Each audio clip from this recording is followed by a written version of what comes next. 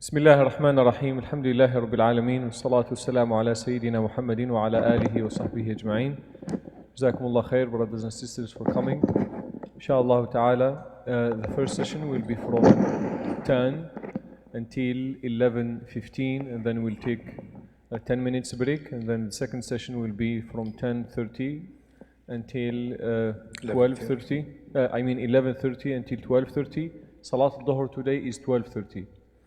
Because of the change in the time, and then we pray Salat al-Dhuhr. We'll be having only half an hour break today. So for lunch, only half an hour break, because the day is shorter. Everything will be done by 3.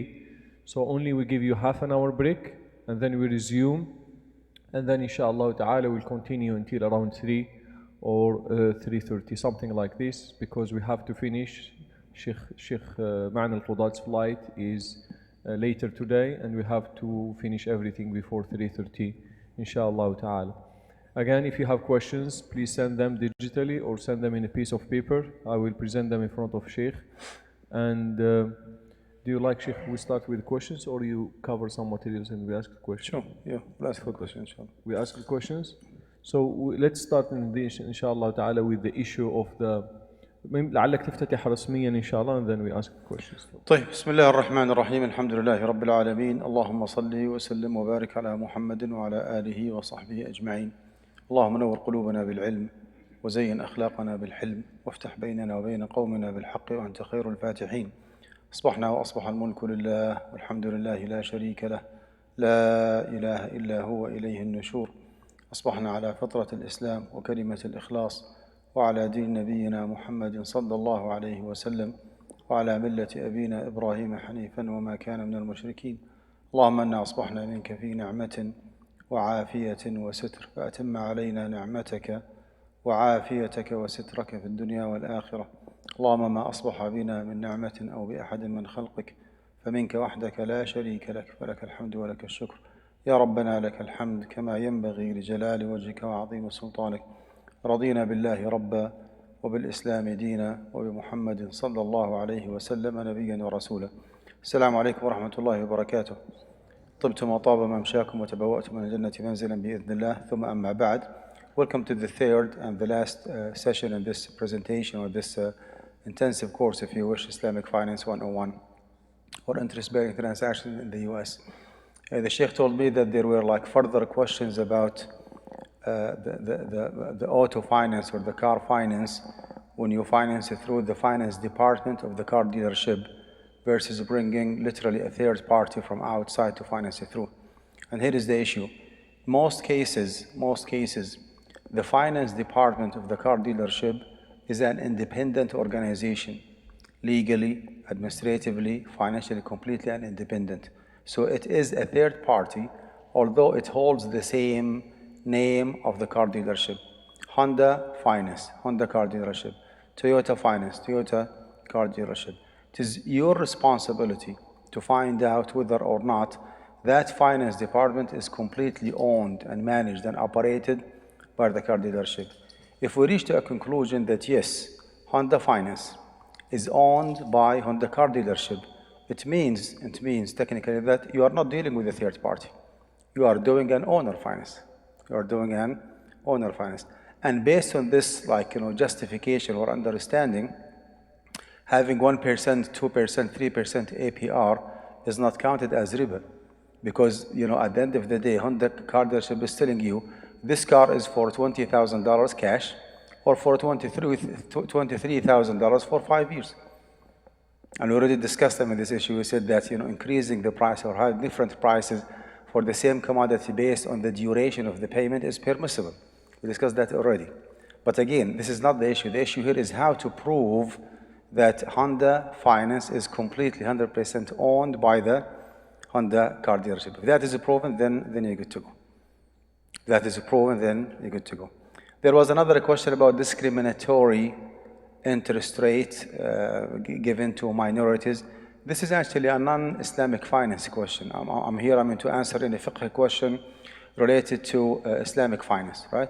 If there is anything of like racism or discrimination against certain community, honestly, that is not within my scope of expertise, if you wish. So I apologize, I cannot answer this question. Moving on. First topic for today is the sales promotion. Sales promotion, as you see here, buy one and get one free. Sometimes you take a coupon. Sometimes you take a credit. They call it in-store credit. Sometimes you take a cash back. So any kind of monetary, any kind of non-monetary, right? Sales promotion is completely in the opposite of retail. This is a kind of competition between different retailers, like to attract more customers. If you open a checking account with Chase, they give you $100 promotion, versus Bank of America, they give you $70, for example. Buy one, get one free. Buy two, get the third one 50% off, and so on and so forth. This actually has absolutely nothing to do with riba, so you should be good. You need to pay attention to the concealed interest. Concealed interest. Okay, what does this mean? In some cases, you go to a retail store and they tell you, listen, if you purchase any item within only $10, you will have a ticket, a lottery ticket, and you might win a car. Car for maybe $10,000, $15,000 for purchasing only items for $10. Something actually is fishy here. It makes no sense whatsoever, right? To open a checking account and to get $100 like promotion makes a lot of sense. But to purchase items for only $10, $15 and to be eligible to win a car of $10,000, $15,000, there is something fishy here. Apparently everything looks right, but in reality, no. There is a hidden riba here. Because actually the commodity is not meant by itself. The commodity is not meant, this is a kind of gambling, a kind of, or a semi-gambling nature. So if that is the offer, I was born and lived and raised and taught and even get part of my education in Saudi Arabia. Saudi Arabia, actually, they do have this system. You go to a Safir, for example, supermarket. If you purchase items, let's say with a minimum of 500 riyals, okay, especially in the month of Ramadan, 500 riyals, you will get a coupon or a ticket, or they call it a lottery ticket, okay? And then they do the lottery toward the end of the month of Ramadan, and someone wins a car. That makes a lot of sense, because the minimum amount to purchase is 500 or 1,000 riyals worth of groceries. It makes a lot of sense. But to go somewhere else and to pay only $10, $15 to buy some snack and to be eligible to get a car of $10,000, $15,000, that's actually unacceptable. So you need to be careful from that concealed, what I call it, concealed or hidden interest. This one actually is not. Non-monetary reward, as I said, frequent flyer options, merchandise point interest, of cashback reward, free gift when making certain purchases, buy one, get one free. None of the above actually has anything to do with riba. This is just a promotion. Again, we call it hibatun mashruta. Hibatun, like a stipulated gift. Come to my store. If you show me that you purchased items for $100, I will be giving you such and such. Like when you tell your son, if you finish memorizing Surah Al-Nazi'at, I'll give you $10, $15. It's a kind of mukafa, kind of a gift, right? So it has nothing to do with riba. Check cashing is a kind of business in the US. Some people, because of their immigration status, because they cannot open a checking account, okay, they work sometimes legally, sometimes illegally, regardless of the reason. They cannot go to the bank and cash the check that they receive from their employers. So they go to a merchant and ask him to cash the check. This is actually a problematic issue, because you give him a check of $100 and he gives you on the spot right away $90. If you want to go with the book, that is a currency exchange with inequality. So he gives you $100 check, you give him back on the spot $90, and that's something problematic. However, in my opinion, and opinion of like some other specialists, we can reinterpret this transaction by saying, okay, it's not only currency exchange, it's currency exchange plus service, because you are responsible for taking the check, going to the bank, clearing the check, taking the risk of having maybe a fraudulent or like insufficient fund. That is actually a risk, and there is an actual work has to be done, physical work. You need to go there and deposit the check and get it clear. Maybe that might be enough justification, to permit this transaction. The safest way to do it is to take the check and to ask your customer to come next day. So you go literally with two different transactions. You take the check today, you clear it, you get the money ready, you give him $100 for the 100 that he gave you, and then you deduct whatever you want. Theoretically speaking, this is the solution to be on the safe side. But is it a practical solution? No. If you are not willing to give him the money on the spot, he will go to the next door merchant and get the money. In my opinion, there is a way to, to permit it based on what I said. How about the coin counter kiosk? You put the change that you have, right, in the machine, and it deducts a certain percentage or certain amount. This is again currency exchange plus service, right? But the difference here is that the service actually is done on the spot, right? Because the machine actually is doing some work on your behalf, classifying, categorizing the coins, cents versus coins versus whatever, and they charge you like a certain percentage or certain amount per transaction. So this one actually is clearer, I would say, and more halal. Trading, yes. Trading in gift cards. Buying and selling gift cards for less than its value is a controversial transaction. Someone gave you a JCPenney gift card. JCPenney gift card. Can you, $500 JCPenney gift card. Is it cash money or is it a commodity?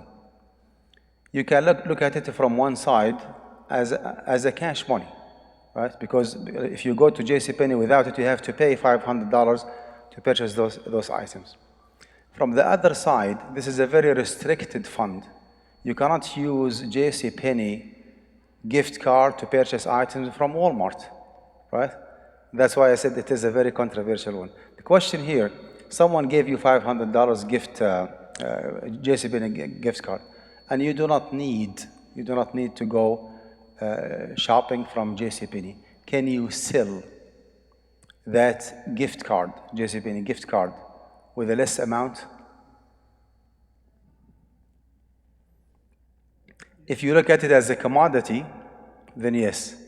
If you look at it as cash, then no. What is the proper answer? Ask Shaykh Yasin. Honestly, I do not know. Just give it to me.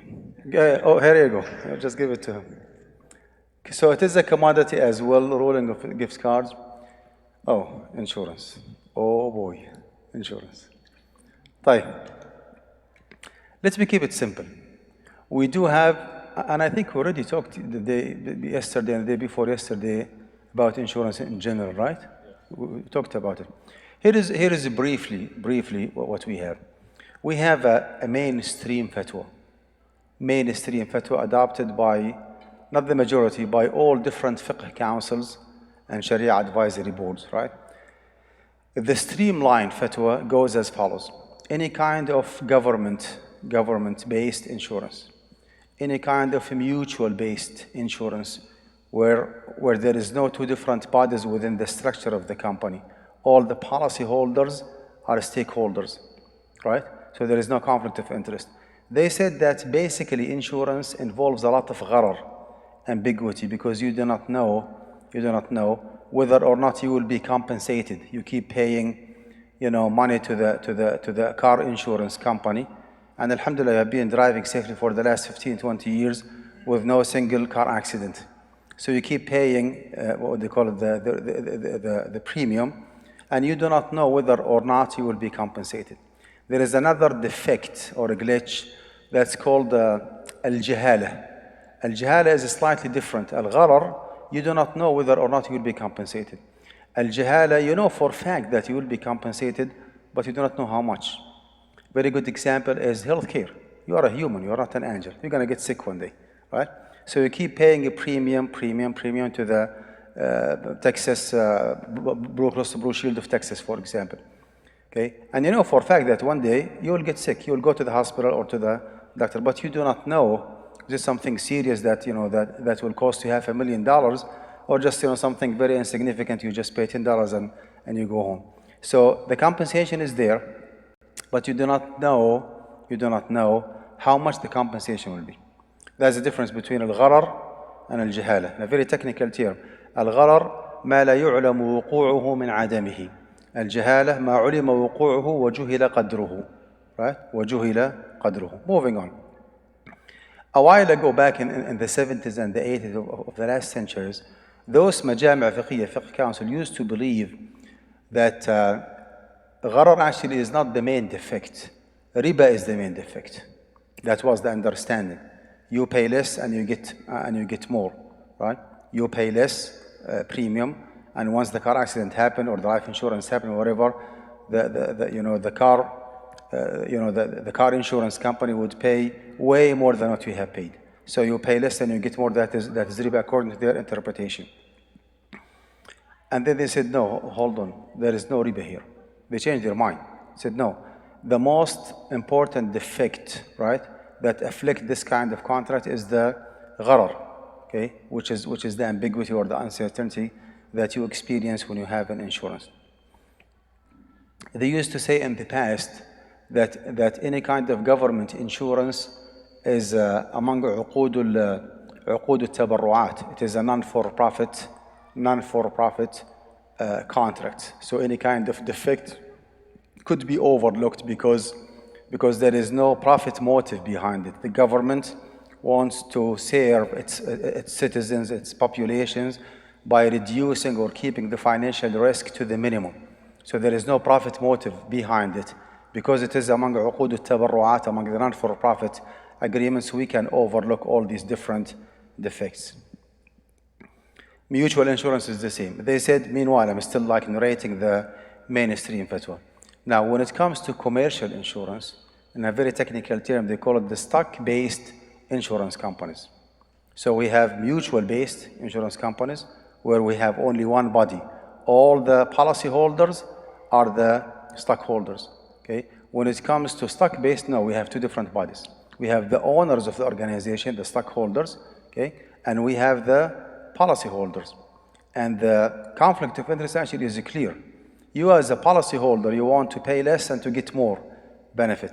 They want to charge you more and to give you less benefit. So the contradiction or the conflict of interest actually is obvious. They said that if the insurance is a commercial one or like stock-based insurance company, it's haram, right? However, even according to the mainstream fatwa, haram by default unless there is a necessity or unless there is a need. Unless there is a necessity or unless there is a need. Necessity, health insurance for someone who's really sick and cannot afford paying for his or her healthcare expenses. Necessity means you are obligated by the law of the land. You can't drive your car without having insurance. Need means that lacking insurance might cause a lot of inconvenience for you and financial threat. I mean, you will be incurring a lot of loss. Allah forbids if your house, get damaged or get, stormed or ruined or whatever. You might lose your business if you are a medical doctor in the US and you do not have insurance, and some of your customers or patients, went after you in a lawsuit, and I mean, you lost everything without having insurance, and so on and so forth. That is the mainstream opinion. And I was following this mainstream opinion all the way until maybe 2015 or 2016. And then it came to my mind because of my, I would say, practical experience in the real life, and because of meeting with my community members on a regular basis, I started feeling the pain of the community more and appreciate more the financial burden that they are taking because of not having insurance. Anyway, long story short. From day one, when the insurance was discussed on a scholarly level back in the 70s of the last century, there was no consensus or unanimity regarding the prohibition of insurance, believe it or not. They were well-known, well-versed, well-established Muslim scholars who said from day one that insurance is halal by default. Insurance as a system is halal by default, as a contract is halal by default. And the head or the pioneer of those Mashaykh was Shaykh Mustafa al-Zarqa, rahmatullahi alayh. Mustafa al-Zarqa is a Syrian Hanafi faqih who passed away, I think, 30 plus years ago. Out of curiosity, I went to his book to read why he believed that insurance is halal. And it was actually documented that the whole Majlis, the whole Fiqh Council was unanimous on the prohibition of insurance except for Mustafa Zarqa, Adil Khafif, and maybe another 2 or 3 scholars. Well established, like high caliber scholars, not like just students of knowledge. I went to his book, نظام التحكيم نظام التأمين or التأمين تعريفه نظامه وحكمه. He has like a complete book about insurance.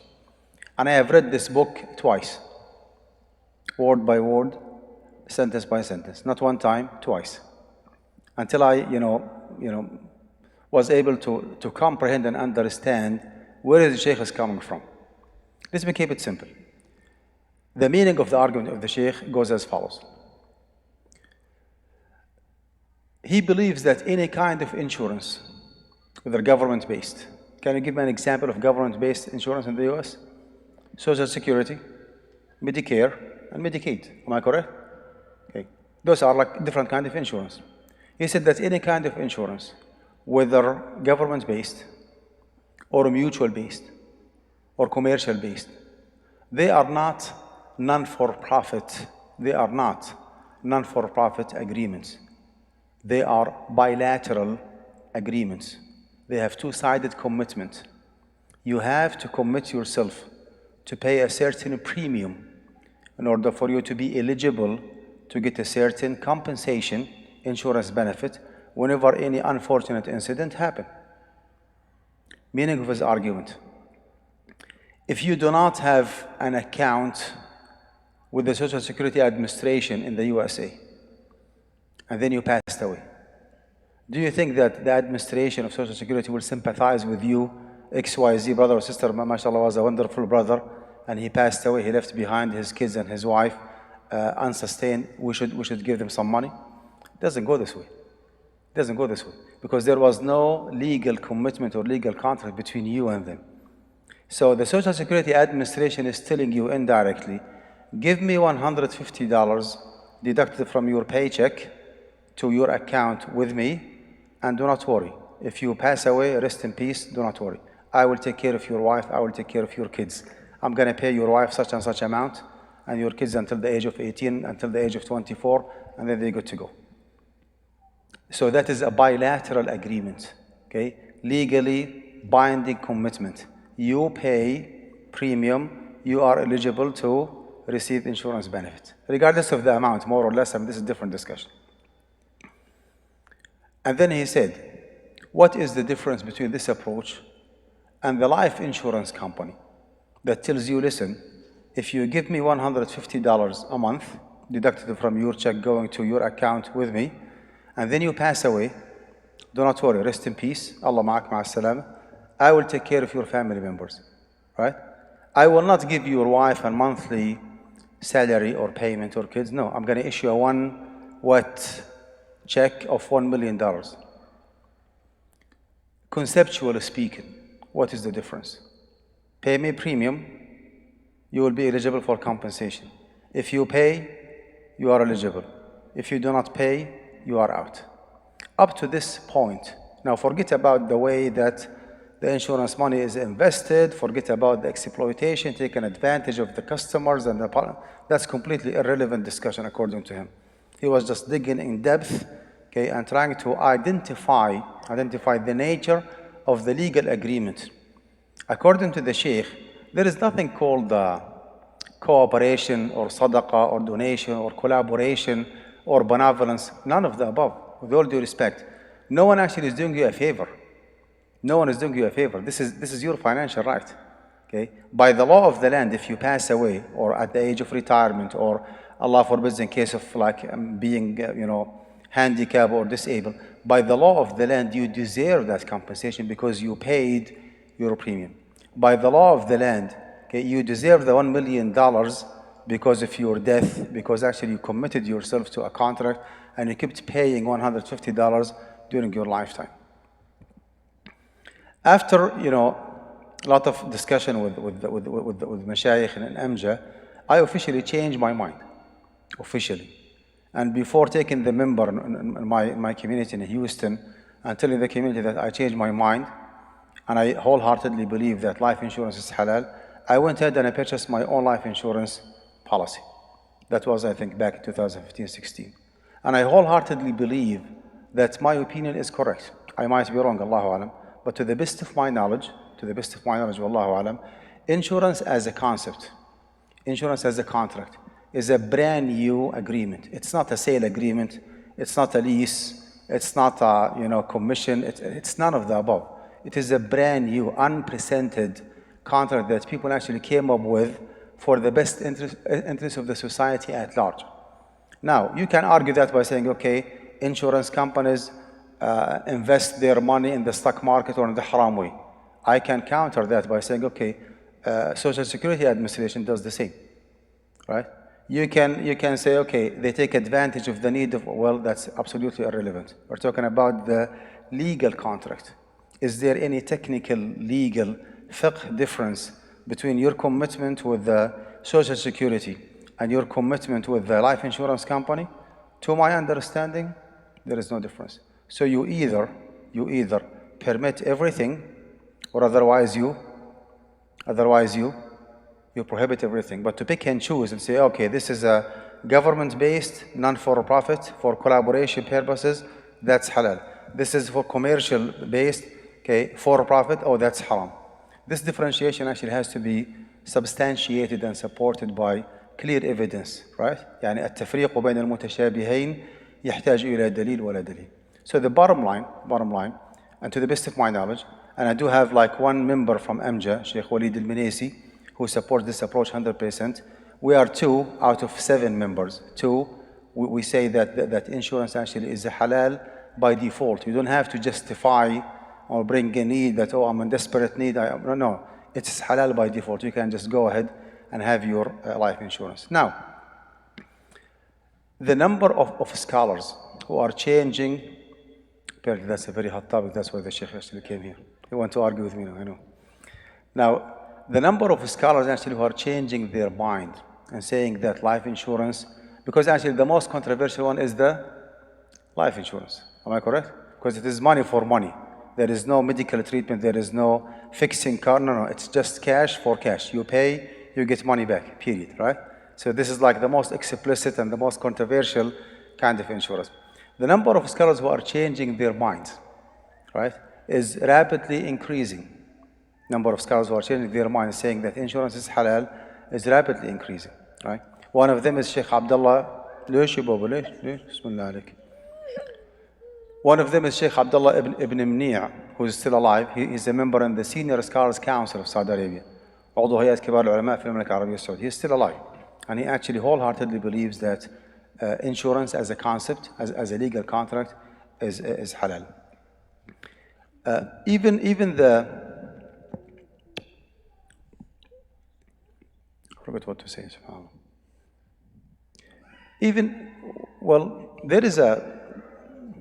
There is a good solution.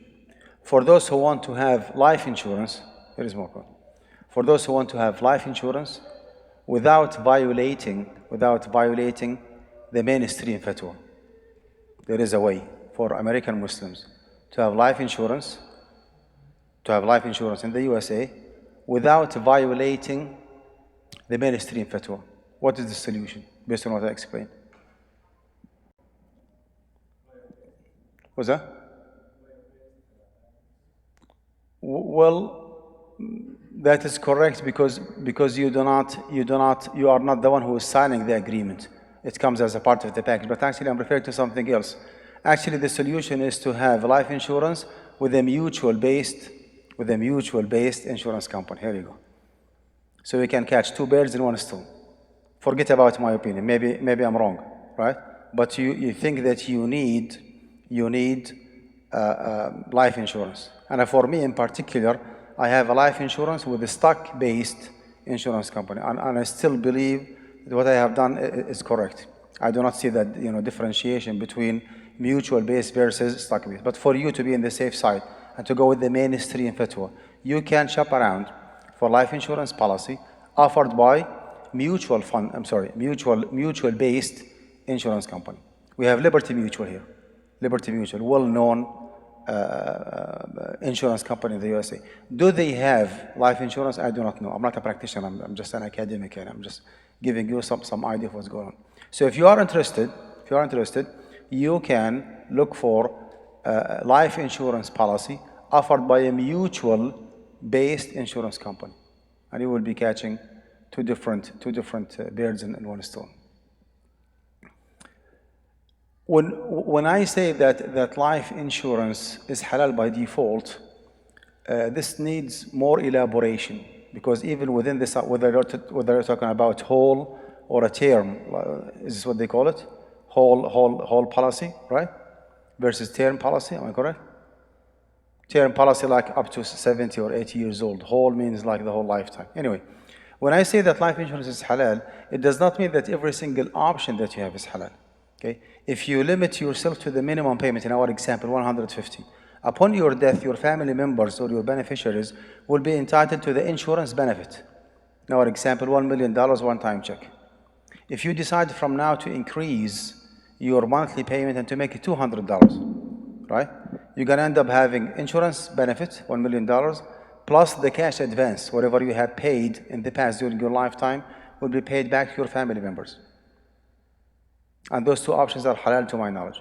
Now, the third one, if you increase your payment, let's say, for example, to $250, you will be entitled, or your family members, because you already passed away, okay?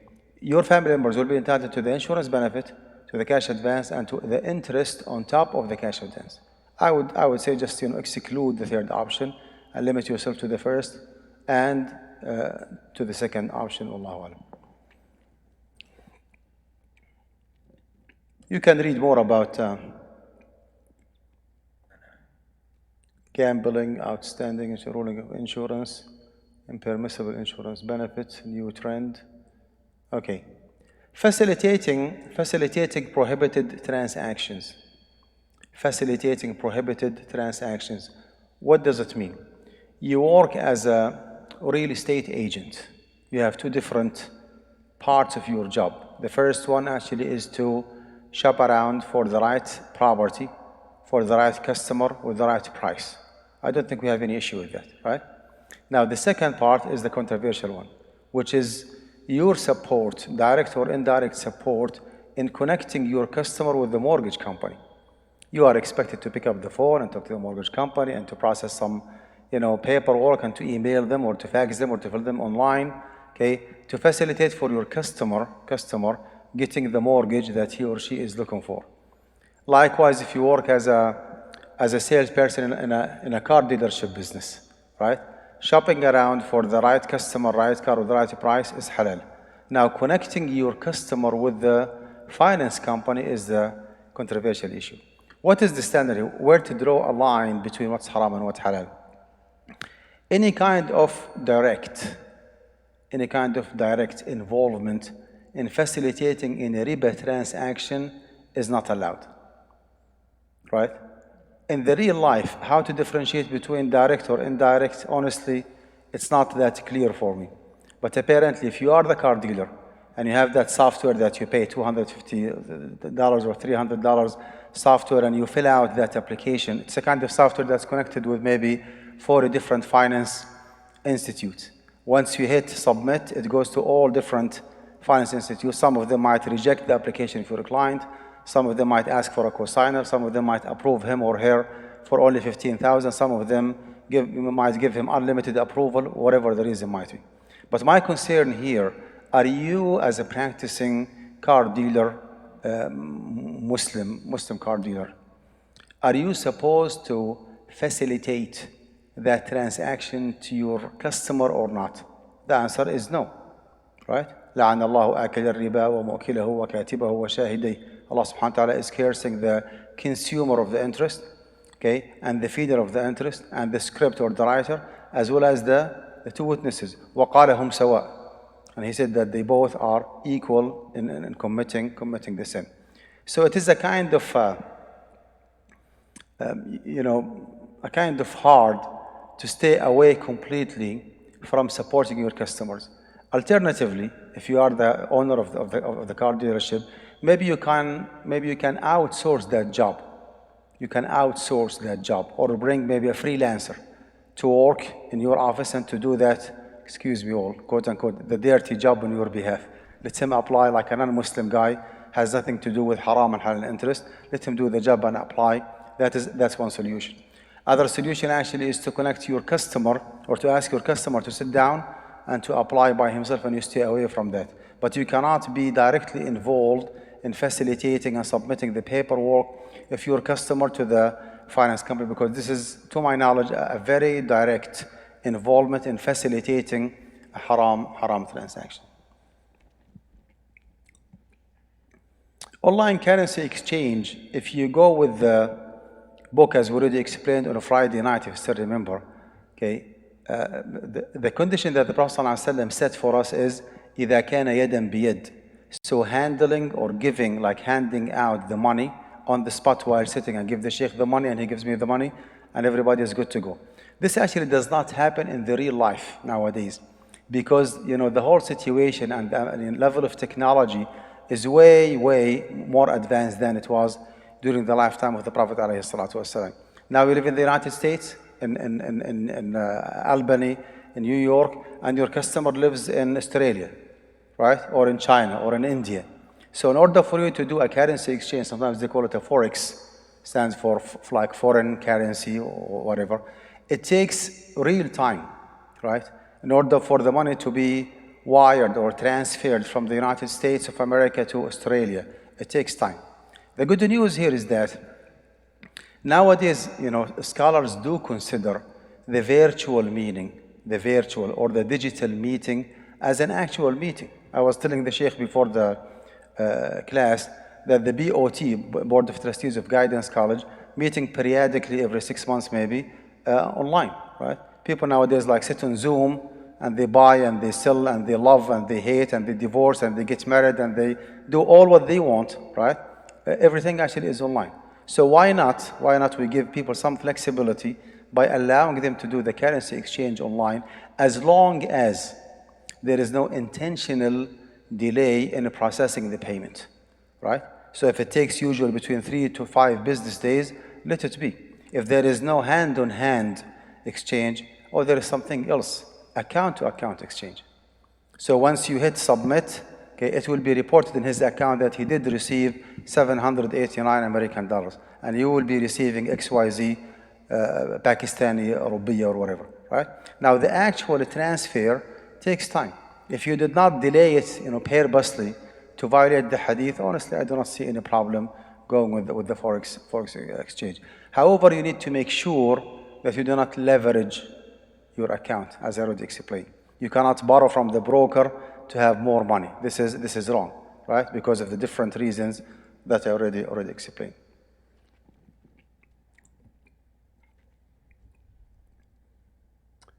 Currency future, as you see here, future contract to exchange one currency for another at a specified date in the future at the price exchange rate that is fixed on the purchase date, also known as Forex future, or Forex future. Since it gives the customer the option to purchase a currency at a set price now, or a higher price delayed, like in the future, okay, then this falls into riba, because currency exchange cannot be delayed to begin with. We said that several times. يدا بيد مثلا بمثل ها أو ها. So you cannot, well, even if you stay away from currency exchange, we said several times that any kind of futures, like you want to buy something, you promise to, or you commit yourself to pay a commodity for $500, right? And you did not pay the price, and the seller did not give you the commodity. You just made a gentleman agreement that, okay, after 1 month, we both are committed to proceed with this transaction. It is not a sale agreement. It is a memorandum of understanding, gentleman agreement, promise, but it's not a sale. So all those futures in the stock market, actually, you're supposed to stay away from them. Buying on margin, already explained how it works. Buying on margin, reason for the prohibition.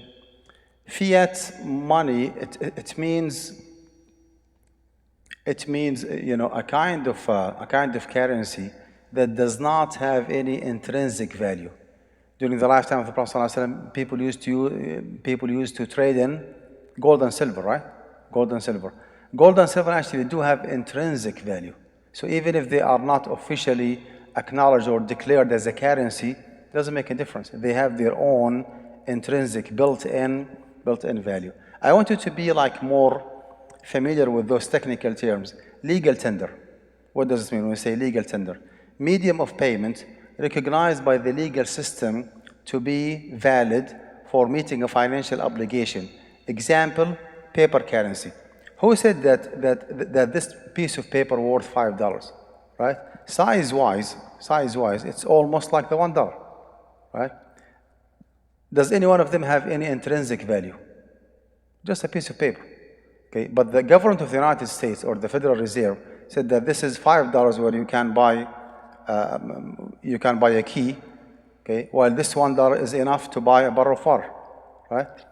It makes no sense, like logically speaking. This is a piece of paper and this is a piece of paper. So legal tender actually means someone who is authorized enough gave that purchase power or decided the purchase power, which is in the United States, the Federal Reserve. This is actually what we mean by the legal tender. Example, the paper currency that we are using, coins and so on and so forth. Fiat money to be considered the valid medium of exchange. Why I'm starting with the fiat money? Because this is an introduction to the cryptocurrency. Thank you.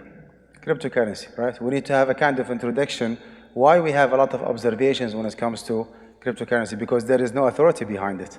It is a decentralized currency, right? It's coming soon. So for the money to be considered as a valid medium of exchange, it must have a legal backing. Okay? The Federal Reserve, the Central Bank of Malaysia is supporting that currency. Central Bank of Jordan is supporting that currency. When it becomes outdated, okay, and loses its legal tender, it loses the monetary value. It did happen several times in Syria and Iraq during the civil war that a certain currency actually was just void by the government. It became just a piece of paper, right? Because actually it was used as a currency because of the power and the authority has been added to those pieces of paper by the Federal Reserve or by the central bank. Commodity money that does have intrinsic value, such as gold and silver. Additionally, it required that the amount, identical. Yeah, based on that, no. Sure. So inshallah ta'ala, before we get to cryptocurrency, there are a lot of questions about insurance and other things. Inshallah ta'ala, we try to cover them. So somebody is asking, life insurance, isn't life insurance only given if you die, whereas Social Security is given once you're retired? So Social Security is more like a 401k. So I disagree. You get your 401k upon retirement. Whenever you retire, you start receiving your 401k. Am I correct? And when you say life insurance, actually the name actually is wrong. It's not life insurance. We are not having insurance against death. No, it is a kind of financial sustainability and financial security, if you wish, for the one who passed away. So the name itself actually is not correct from Aqidah perspective, but it is well known nowadays as life insurance, as if you are having insurance against death. Well, no one can stand against Allah's will. Everybody here actually will be passing away, right? But what we are talking about is how to be creative enough to secure good source of income for those who lost their bread maker, their dad, right? Or the head of the family household. So somebody is asking, can we consider life insurance like Jam'iyya? It is actually. It is a kind of like a cooperative structure, sometimes for profit, sometimes non-for-profit. I do not see any problem with that. Even if you claim, Akhi, well, let's go with the claim that what they call it, the mutual-based insurance and the government-based are non-for-profit. How do they pay to their employees, right? They generate money from the money that's collected from the contributors, and they pay their employees. So there is a kind of financial benefit. Okay, whether you call it for-profit or non-for-profit, it doesn't make a difference in my opinion. Allah. So when it comes to life insurance, Sheikh, can we consider another issue besides the gharar, that the margin or for the ribh, for the profit of these agencies and companies is beyond imagination? Isn't this another issue, like a fiqhi issue? Yeah, that might be a kind of exploitation, taking advantage, monopolizing, the industry, having like certain companies who are monopolizing and taking advantage of the whole society. That might be correct. But again, we need to draw a line between the legal position or the fiqh status of the contract itself from a pure fiqh perspective versus the practice. Always, Shaykh Yassin, there is a difference between the theory and the practice, right? Even when it comes to Islam theoretically speaking, a wonderful way of life. Am I correct? But are all Muslims are wonderful as the Islam that they embrace? No, they are not. And I'm the first one, I'm not to be a perfect individual. So there is a difference between Islam as a theory, Islam as a practice. There is a difference between insurance as a theory, right, versus insurance as a practice. Now the fact that the practice is wrong, taking advantage, exploiting, okay, monopolizing, does not mean that the whole concept of insurance is wrong. The concept is correct and wonderful, but the practice actually is bad. No. I think Sheikh Jafar want to say something? And another point, I don't want to represent those who disagree with you, Sheikh, but those who say insurance is haram and differentiate between commercial versus the other type of insurance, they say the other type of insurance is required, and we are not doing it willingly. Whether car insurance, in some cases, in some states, even home insurance, and other types of insurance versus commercial insurance, it is up to you. Nobody forces, nobody opposes it upon you. So it is not fair to treat them together, they say. If you want to go with this approach, then the consequence of this approach is that you are not allowed, or your legal heirs are not allowed to take from the insurance benefit more than what you have paid in your life, because insurance is haram, right? So you paid during your lifetime $5,000, and upon your death, la samahallah, your family members received $100,000. According to this approach, because you were mandated, your family members are allowed to take only $5,000, and they should dispose the rest of the money, which is actually not the case. I still remember a joke. It is a real joke, actually happened in the fatwa committee. The majority of the members, like 5 out of 7. We are 7 members, headed by Shaykh Salah Al-Sawi. So 2 of us, myself and Shaykh Walid Al-Minaysi, believe that insurance is halal. The rest of the remaining 5, they say no, insurance is haram. It did happen that one of the masajid in the United States sent us a question, fatwa. Our masjid was burned out, literally burned out. And we received, I think, $2 million insurance benefit, okay? We pay maybe, Allahu Alam, $50,000, $60,000. Are we allowed to take the $2 million or only the $70,000 and just dispose the rest? So the mashayikh said, oh, you know what?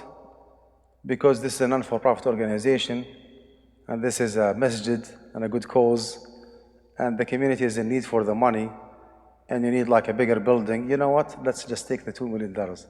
I said, you see, mashayikh, you have 2 different standards.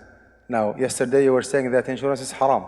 And based on your approach, the consequence of your approach, that the masjid is not allowed as an organization to take more than whatever they have paid. And now you are just scratching your head and saying, you know what, let him take the money. So again, akhi, in the real life, there is a need to take the insurance benefit in full and to use it. Now, the fact that you are mandated versus you are not obligated, okay, to do insurance, honestly, I do not see any connection between, this concept and the status of insurance itself. This is like, siyasa shar'iyya, right? A kind of like a policy, like a government policy. You cannot drive in the street without having liability insurance. It has nothing to do with the legal status or the fiqh status of the contract itself, to my knowledge. Yes, it is correct. Yeah. In vast majority of the cases, you are mandated to have Social Security, but you are not mandated to have life insurance. Vice versa, sometimes, as my brother said here, the life insurance sometimes actually comes by default as a part of the package or the compensation that you receive from your employer. We still actually say it is halal because you are not the one who signed it. Well, at the end of the day, you do have a life insurance. Why you overlook that insurance and you take it, but when it comes to you signing an agreement, you say, oh no, this is haram. You see here the double standard? If it is haram, then do not take it. No. In terms of insurance in general, not necessarily life insurance, other than the insurance that is mandated by the state or required, whether life insurance or home insurance, another issue might be raised is the I think you said maybe we should distinguish between this and that, but I still would like to ask you this question: is we have a capitalistic system here, and few companies monopolizing the entire wealth of the nation, and most of them also actually monopolizing these insurance companies. Isn't normalizing insurance, even morally, is contributing to this vicious economic system? Yes, it is. But again, taking this approach mandates that us living in the United States itself, right, is a kind of support of a non-Islamic system, supporting that vicious system, providing that all of us are living in this society. We pay tax money. We know very well how our tax money is spent against our will. If I have a grocery store and I sell non-Muslim customers cheese and eggs and bread, I'm supporting them indirectly to worship Jesus against Allah subhanahu wa ta'ala. If I have a gas station and offer my gas service to non-Muslim customer, I'm supporting them going to the church today, Sunday. What we need to do, akhi, is to draw a line between the direct and explicit support of a haram cause versus indirect. Someone has a liquor store, and I do offer surveillance camera, right? He asked my service, he asked me to do surveillance camera for the liquor store. If I can avoid it, then I have to avoid it, because actually his business is explicitly haram. It's not a grocery store, it is a liquor store, right? So stay away from it. Somebody else has a gas station, 70-80% halal commodities, مش عارف chips وعصير وسناك etc. and some few items haram. Can I, serve him with surveillance? Yes, I can, because the core business is halal with some glitches, violations here or there. So that is the standard. Now, having insurance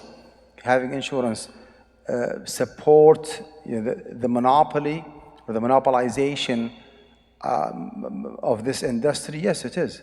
But actually, what I care about is my personal benefit, right? And I should not wait until I pass away and I hear one day that my wife and kids were standing by the door of the masjid begging people and asking them for sadaqah. Why should I put my wife and kids in that position? Why do not I think rationally, and secure financial income for them, right, during my lifetime? So whenever I pass away, I will be already taking my responsibility in securing something good for them.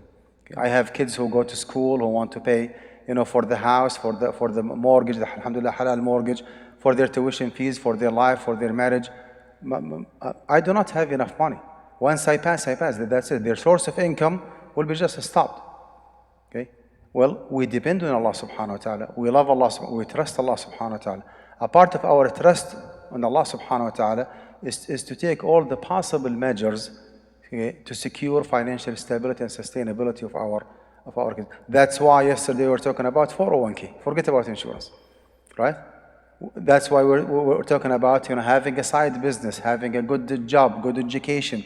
I mean, all these are just possible measures that we are taking to be as financially stable and sustainable as possible. If you add to it having life insurance, if you believe it is halal, then actually we are on the same page. I'm just giving my family members like different revenues, right? Different ways of generating fund upon my death. I'm not asking too much anymore.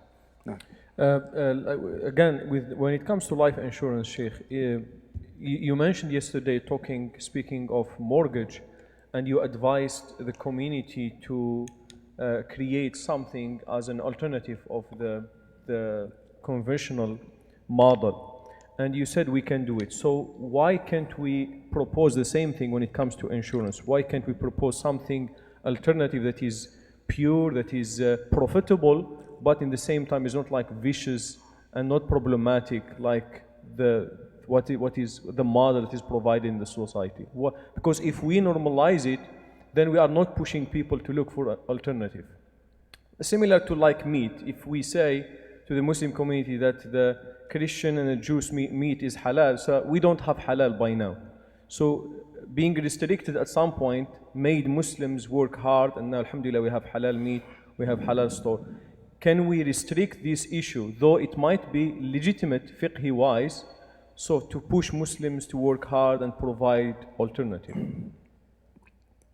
And if someone actually believes that insurance is haram, which is not me, then I would expect him or her to push and to encourage the Muslim community to establish their own takaful insurance, as they call it. I do not believe in Islamic insurance. There's nothing called Islamic insurance. All the insurance actually is Islamic. But let's go with the mainstream approach of Malaysia and some other Muslim countries who differentiate between the takaful insurance. Takaful means like collaborative, right? If someone actually believes that insurance by default, the commercial one, is haram, then yes, I mean, he is expected to push and to encourage and to support the community to establish mutual one or takaful insurance.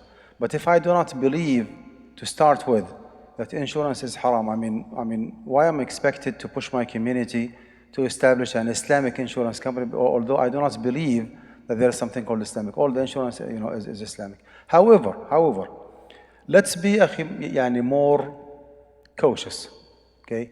And encourage the community, the Muslim community at large, to establish mutual-based life insurance company. How about that? So you hold the stick from the middle. You offer life insurance without violating the mainstream fatwa.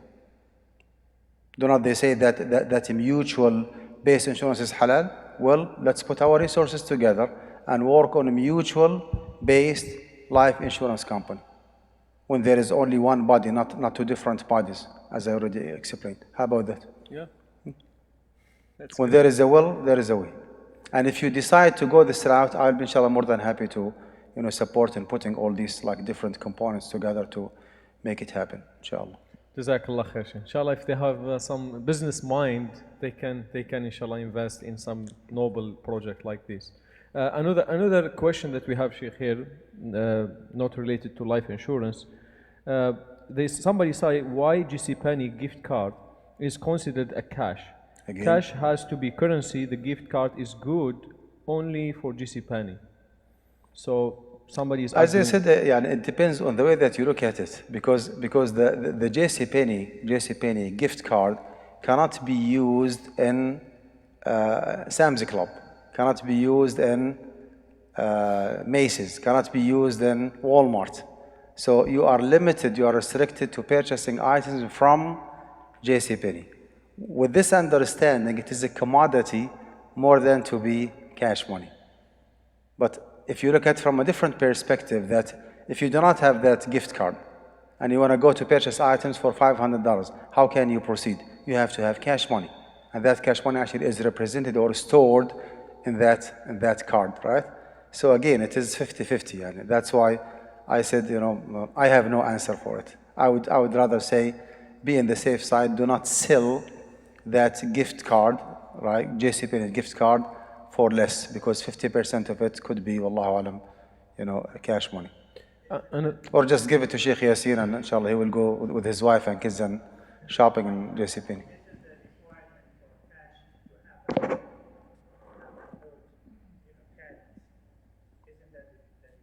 No, because the debit card actually that you have does not have any.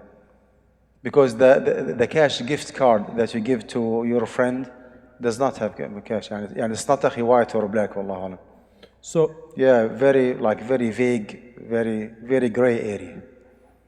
To my knowledge, Allahu Alam. Non-refundable wait list fees. Somebody said recently most rental agencies ask for about $250 to about $500 to put you on the wait list. An apartment is not guaranteed. He said this money is non-refundable. So whether you got an apartment or not, so is this money halal or permissible? Late fees? Not late fees, non-refundable wait list fees. So to put you, when you go to an agency to rent an apartment, to put you in the wait list, you have to pay a fees, and non-refundable fees, $250 or $500. The first time I hear about it. Huh? Application fees, but this is not, the person who asked the question didn't say, he said non-refundable wait list fees. Application fees. Yeah, that makes more sense. I mean, yani call it application fees, charge a reasonable amount, but waiting fees $500. I mean, seriously.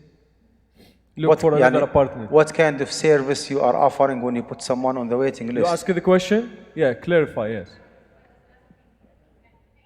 Yeah.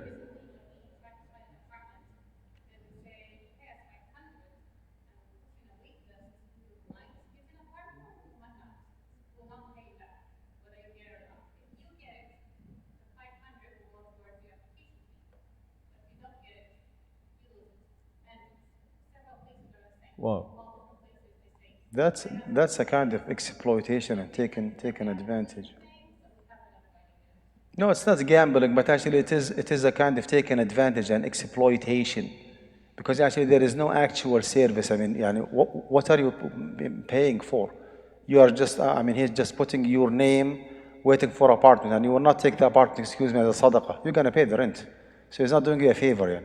So if it is an application fees, $50, $100, that makes sense. But $500 waiting fees, non-refundable if you are not chosen or you are not selected to rent. I mean, that's a kind of exploitation. But is it halal for her to pay if needed? Yes, it is. I cannot say it's haram. Okay. So now the next question is working for an insurance agent selling auto or home insurance or business insurance halal, allowed? If you believe or if you agree with me that insurance is halal, then work in the industry is halal by default. Okay.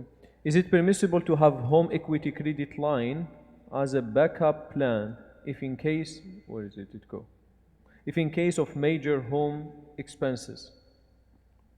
Can you say it again, sorry? Is it permissible to have a home equity credit line? Home as a equity backup plan, yes.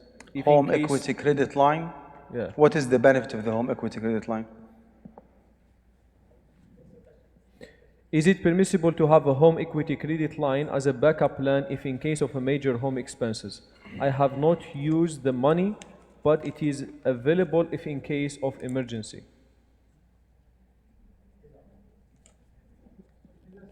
Just 1 second. What? You said the home equity? Yes. Home equity credit line. This is what they call it. As a backup plan.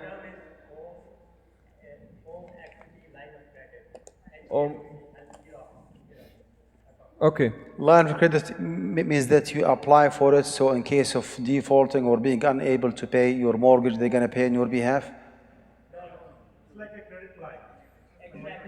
Just once at a time, please. Go ahead, Brother Khalid.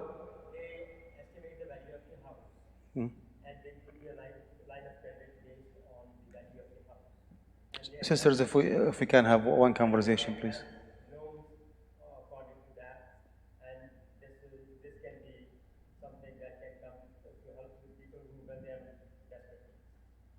You want to say something, brother? So what is the use of the line of credit? It's just like a backup plan. You are authorized up to $100,000 and your monthly mortgage is $3,000. Okay, you were laid off. You do not have any income. What will happen? Okay.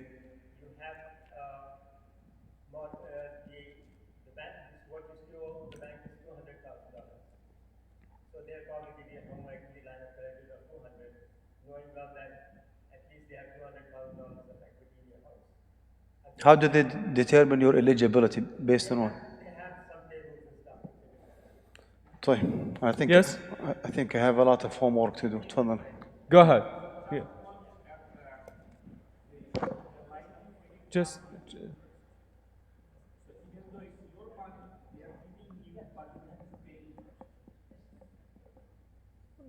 طيب, let me study it more, inshallah. I mean, I do not have an answer now. Okay, so somebody said about the feasibility of contracts without late fees.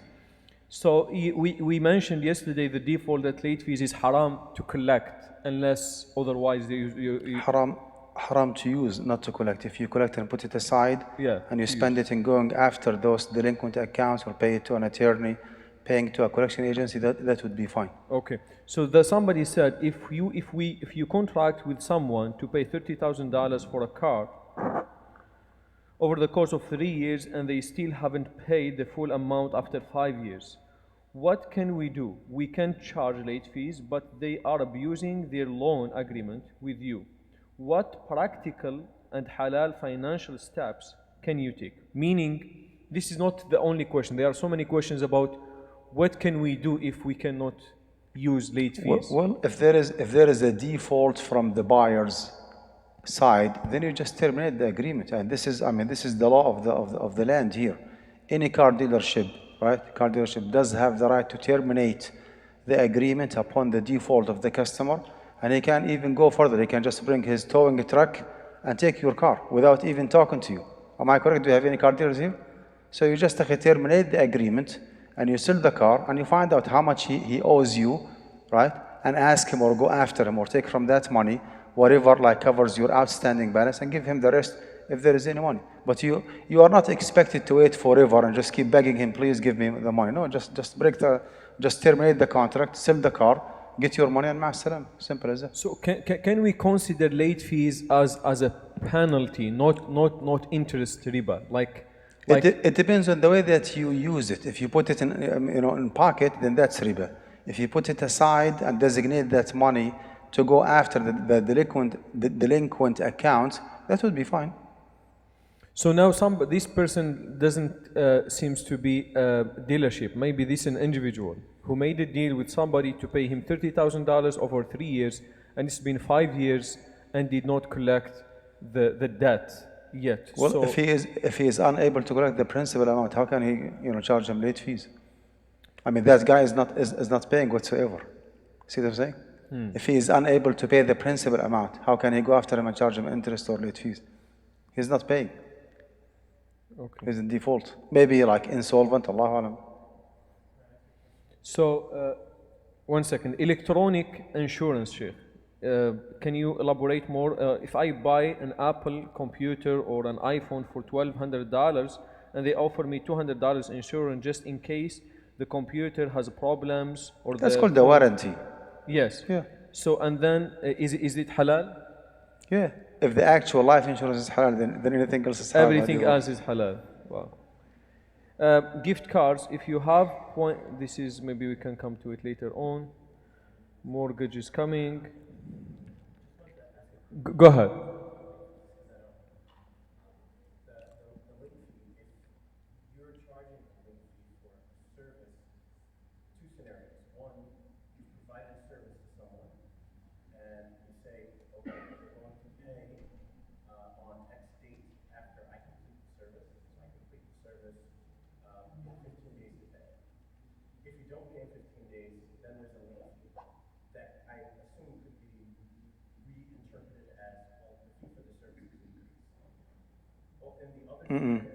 This is the debt, أخي. And he owes you certain amount of money. Once the total amount is set, right, then it cannot be increased. Anything on top of it will be counted as an interest, even if it is called late fees. Second scenario.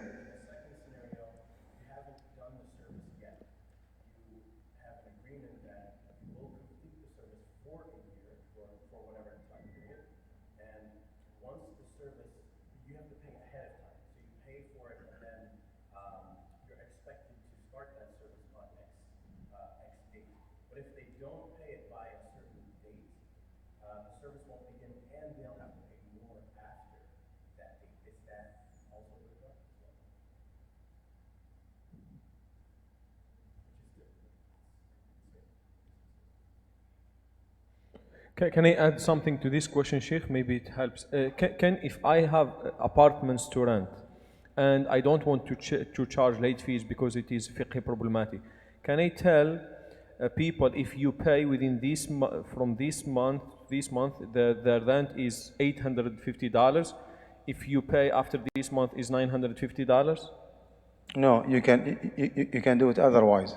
The rent is $1,000 a month, right? However, if you pay in full before the 5th day of each month, I'll make a discount of 100. Okay. So you go the other way. Yeah. So you have a solution, Brother Khalid.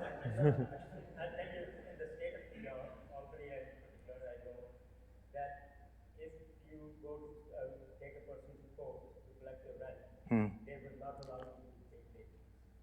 So only way to come around that, which is what we do is if you pay by the first of the month, they'll give you 50% discount. I see. Khair, inshallah. We'll take a bit. Otherwise, they'll send the rent on the 25th or 29th, and that's not it. So we'll take. For the second scenario, I need to think more about it. We'll take 10 minutes break. 10 minutes break, inshallah. Let's make the break short, so inshallah ta'ala we can benefit from the time with the Shaykh. Just 10 minutes break, and then we resume, inshallah ta'ala. Jazakumullah khair.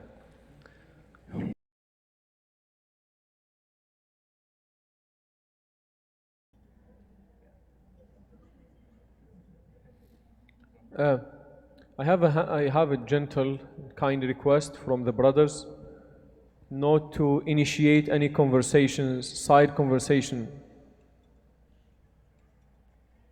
Once the session starts, there is some complaints that some brothers having side conversations and that disturb them. Please, once the session is on, we only listen to the Shaykh. Jazakumullah khair. And if you have a question from the Shaykh, you can raise your hand if the time permits, but no side conversation. Jazakumullah khair.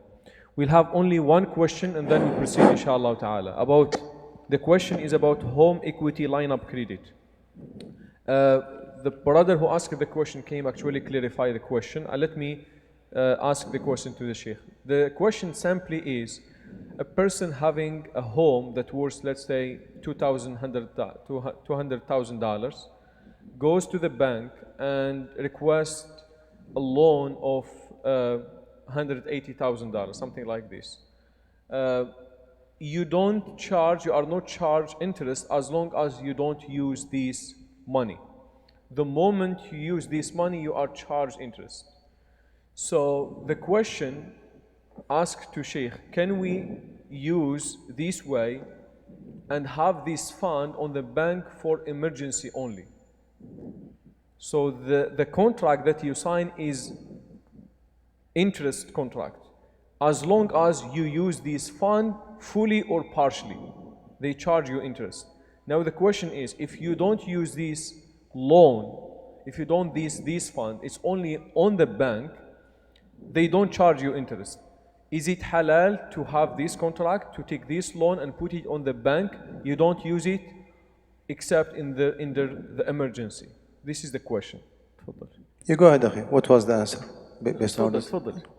So the answer from Shaykh is only the contract is muharramun li ghayrihi.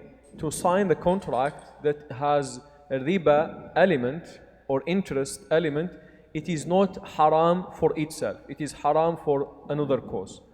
And what is haram for li ghayrihi, it is okay when there is a legitimate need. And you don't use this fund unless there is necessity, not legitimate need only, necessity. Because now using riba is muharramun li dhatihi. Using riba, taking a loan with riba is muharramun li dhatihi. So you don't use it unless there is necessity, not only need. And the brother who asked the question, actually, they usually do this for business purpose. So they get these funds from banks, they put it on their accounts when they find opportunity like good house for sale, so they use this to purchase this house. So they put it as security. So this one is not in their necessity. Isn't it? No, yeah, if you wholeheartedly think that you might be in a situation where you have to you have to borrow money with interest because this is an interest-bearing loan. This is an interest-bearing loan. Once you decide to withdraw from that line of credit, start using it, you will be incurred, you will be charged interest, period, right? If you think that you need the service only as needed, okay, you know your situation more than anybody else, you can go ahead and apply for it. Be just ready, okay, and have a line of credit based on the equity that you have. But do not use that money, period. Allah forbid something happen, you find yourself in a very desperate, like necessity situation, and there is no other source for you to get money, then you can go ahead and borrow money with interest because, I mean, you are exempted because of the darura. Sister is asking here, it's not clear to me what to do with the existing auto financing loan with a third-party lender. I still have a couple more years to end it. Do I just repent and determine not to do it again and continue with that loan until I finished? My answer is yes, continue as is. If you can pay more than the monthly payment, go for it, especially if whatever extra you pay will go toward the principal and reduce the interest. Is it the case or not? Okay. Well, whether or not it is the case, I mean, as much as you can, go ahead and pay. Most probably, they do have the same amortization system. More payment, the extra payment will go toward the principal and consequently will reduce the interest. Okay. But do not compromise the car, do not like terminate the agreement, keep the car as is, you did not know. Inshallah, you're good to go, and do not worry. I'm sorry, Shaykh, last question. Is it permissible to buy a gift card, like $60 Panera Bread gift card for $50 sold at Sam's Club? $60 Panera Bread gift card for $50 sold at Panera Bread. Just invite me. Yeah, is this halal? Why Panera Bread in particular? What? Why Panera Bread? I don't know. So, but this is $60 for $50, and it's sold. It's the same, the same conversation that we already discussed regarding the JCPenney gift card. But maybe here's like a slight difference is that you are buying it for less.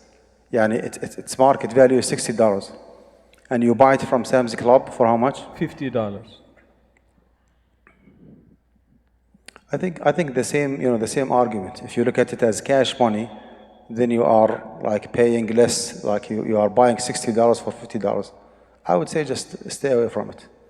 Go to Panera Bread and just have lunch or breakfast and pay for it. Just be at the safe side. جزاك الله خير. تفضل. بسم الله الرحمن الرحيم. الحمد لله رب العالمين. اللهم صل وسلم وبارك على محمد وعلى آله وصحبه أجمعين. Cryptocurrency is a decentralized currency. It's not like officially approved by the financial authority in several countries. However, the level of general acceptance without the official approval of the Federal Reserve or the central bank is increasing actually rapidly. A lot of central banks nowadays are acknowledging some way, somehow, the cryptocurrency. A lot of international and intercontinental companies, they do actually accept cryptocurrency as a method of payment. The IRS in the United States, starting last year, okay, they do charge tax on the cryptocurrency, which is a kind of acknowledgement that cryptocurrency actually is there. AMJA actually a few years ago used to have a lot of observations, okay, on the permissibility of using cryptocurrency. Nowadays, a few weeks ago, we had like an oral conversation. Nothing actually is documented. Apparently, we are relaxing the rules because of the level of general acceptance, which means that yes, although it is a decentralized currency, there is no official financial authority behind it, but it is actually imposing itself. Okay, the general acceptance actually is there. We cannot just put our heads in the sand and act as if nothing happened. So the first observation or concern is the decentralization of the currency.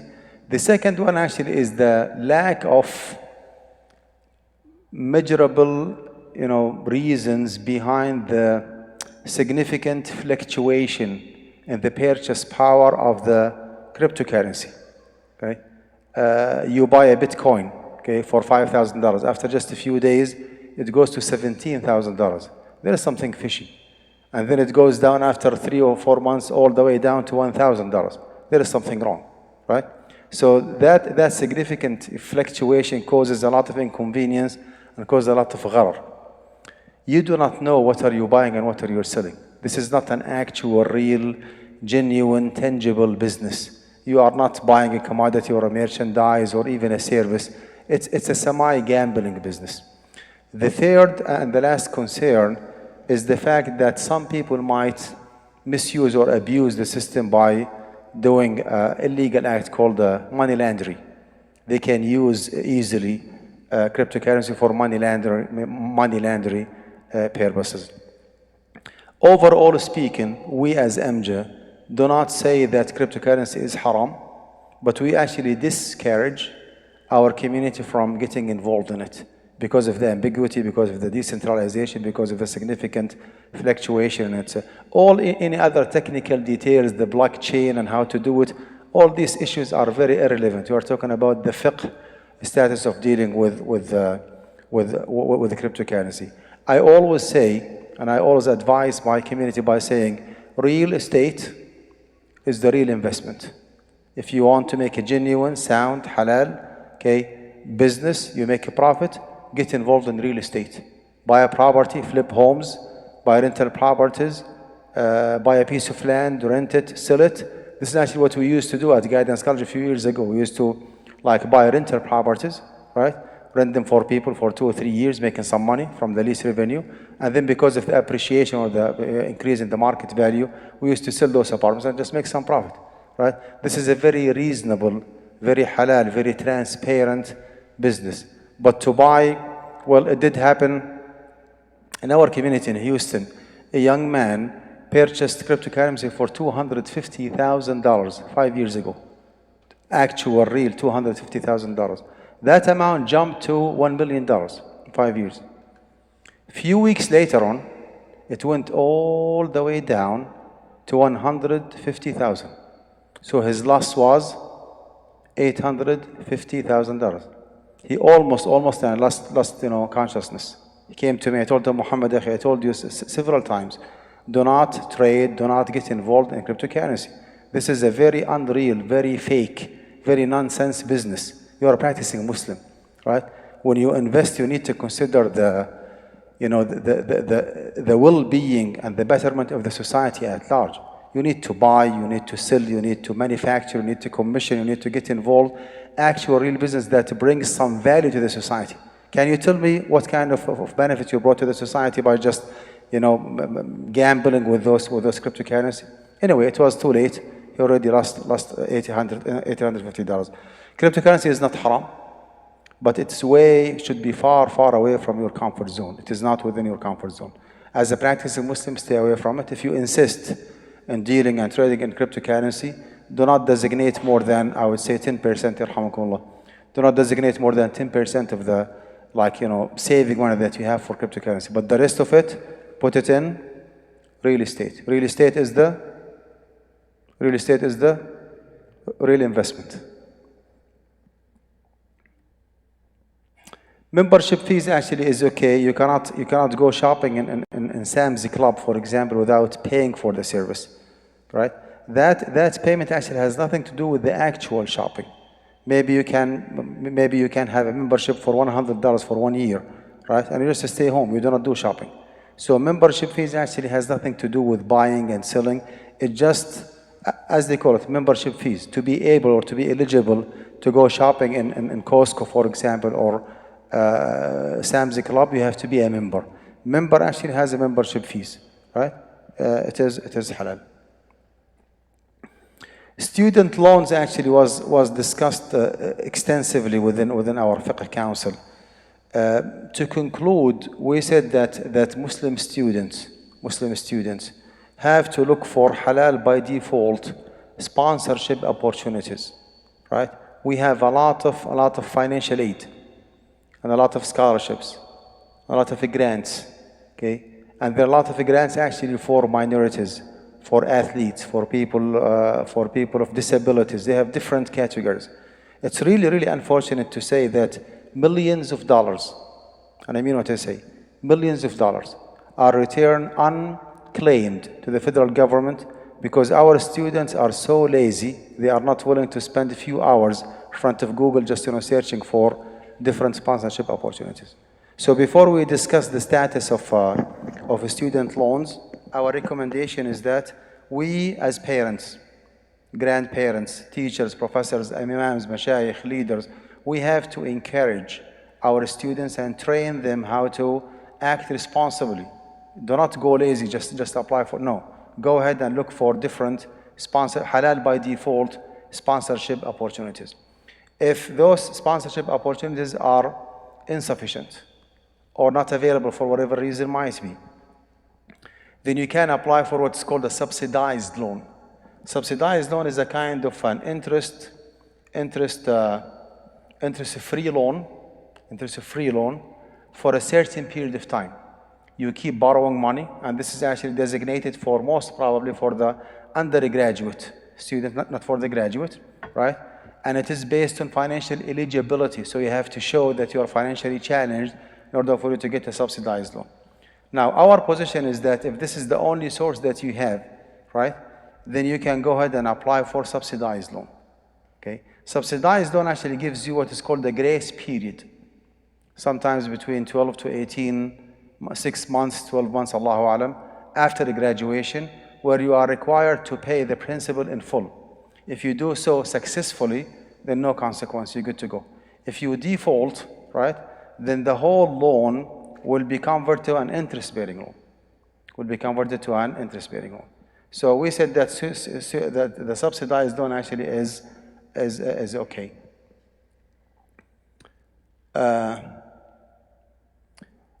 The problem actually here is with the unsubsidized loan. Unsubsidized loan actually is given to everybody. It's not based on financial eligibility. It's given to undergrad and to graduate students. And it does happen every now and then that a student actually is finding himself getting stuck in the middle. There is no way out for him to proceed with that degree, whether master's or Ph.D. or M.D. or law school, postdoctorate, whatever the MBA, whatever the level might be, without having an unsubsidized loan. Unsubsidized loan, unfortunately, is an interest-bearing loan from day one. Unsubsidized, is an interest-bearing loan from day one. So is this something haramun lidatihi or haramun lighayrihi? This is impermissible or prohibited for itself by itself.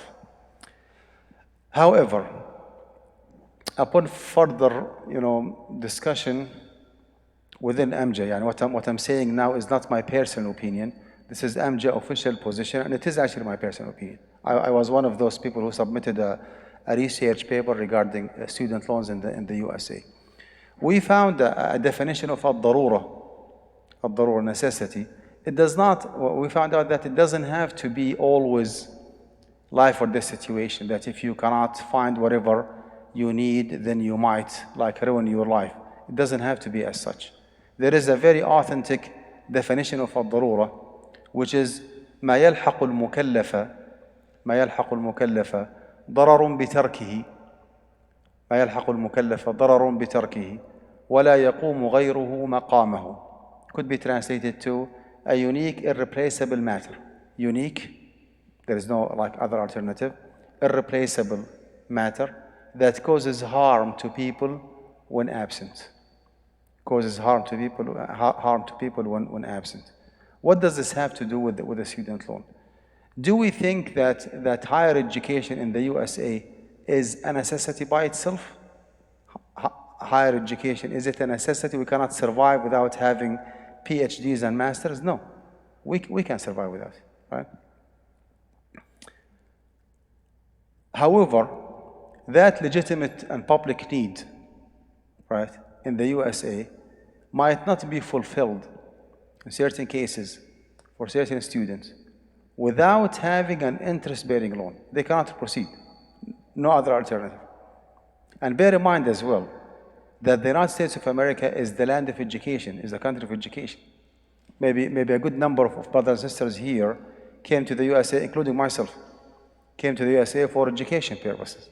People until today like migrate and come from all over the world, and they spend and invest tens of thousands of dollars only to stay in the United States and to get their degree, bachelor's, master's, or Ph.D. from USA. Am I correct? It makes no sense whatsoever, that American Muslims who are living in the US, not coming from outside, are to be deprived from their higher education in the United States because of lack of fund. Does that make sense? Does that make sense? I mean, there has to be a way. There must be a way for Muslims in the USA, American Muslims, to get their education. How can you be influential and be a congressman or congresswoman or a city council or principal or like a project manager or a professor without having proper education? This is the land of education. So we, the fuqaha, actually have to take the responsibility of finding a solution for Muslims and not otherwise. Because again, it makes no sense that people from all over the world are coming for education, while American Muslims who are living in the USA, holding the American passport, are deprived from having their education because of lack of fund. That makes no sense. Moving on, higher education in general, bachelor's, master's, PhD, whatever, is a public and general need. It's not a necessity. It's not. We can survive without having PhDs. I mean, no big deal. But that legitimate need cannot be fulfilled sometimes without borrowing money with interest. This very particular scenario could be justified as darura. What is unique and irreplaceable here? Is it the education or the interest-bearing loan? What is the necessity here? Is it the education or the interest-bearing loan that you have to take to proceed with your education? Nice try. No. Borrowing money with interest. Again, higher education is not a necessity. It is not. I mean, I can live in the USA while having a high school. I mean, no big deal, right? But that legitimate need of getting my higher education cannot be achieved without borrowing money with interest. In this very, very particular scenario, borrowing money with interest will be a unique, irreplaceable matter that causes harm to people when absent.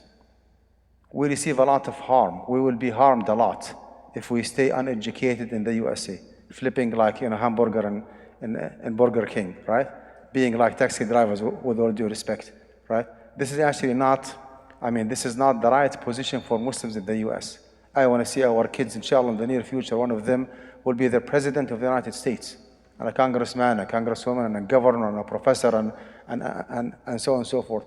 Without having proper higher education, you cannot be there. Okay? Without being well educated, you cannot direct and change the whole direction of the country. It's all about education. It's all about education. All the presidents of the United States, with one exception, Donald Trump, all of them are well educated, right? What does it take for Muslims to have a president of the United States? We need to work hard on it from now. Okay, and this cannot be done without having proper education. So the bottom line here is that if a Muslim student cannot find any other opportunity to proceed with his or her higher education, except with having interest-bearing loan, borrowing money with interest for education purposes would be interpreted as a necessity. And you can borrow money with interest for education purposes. That is the official position of AMJA. Some people might say, oh, hold on. Why you prohibit mortgaging a home, and you allow borrowing money for education? What's the difference? سادة الفقهاء فقيهات.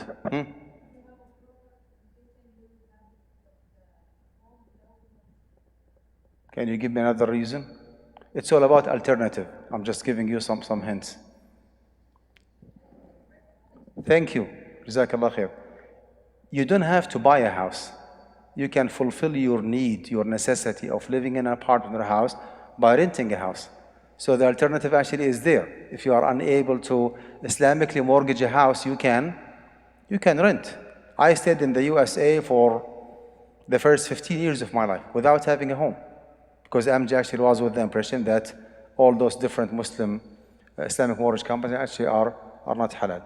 A few months later, we issued a fatwa back in 2014 that guidance residential is halal enough for Muslims to finance. I just, next day in the morning, I just applied and I purchased my house with guidance residential. So, inshallah, the alternative actually is there.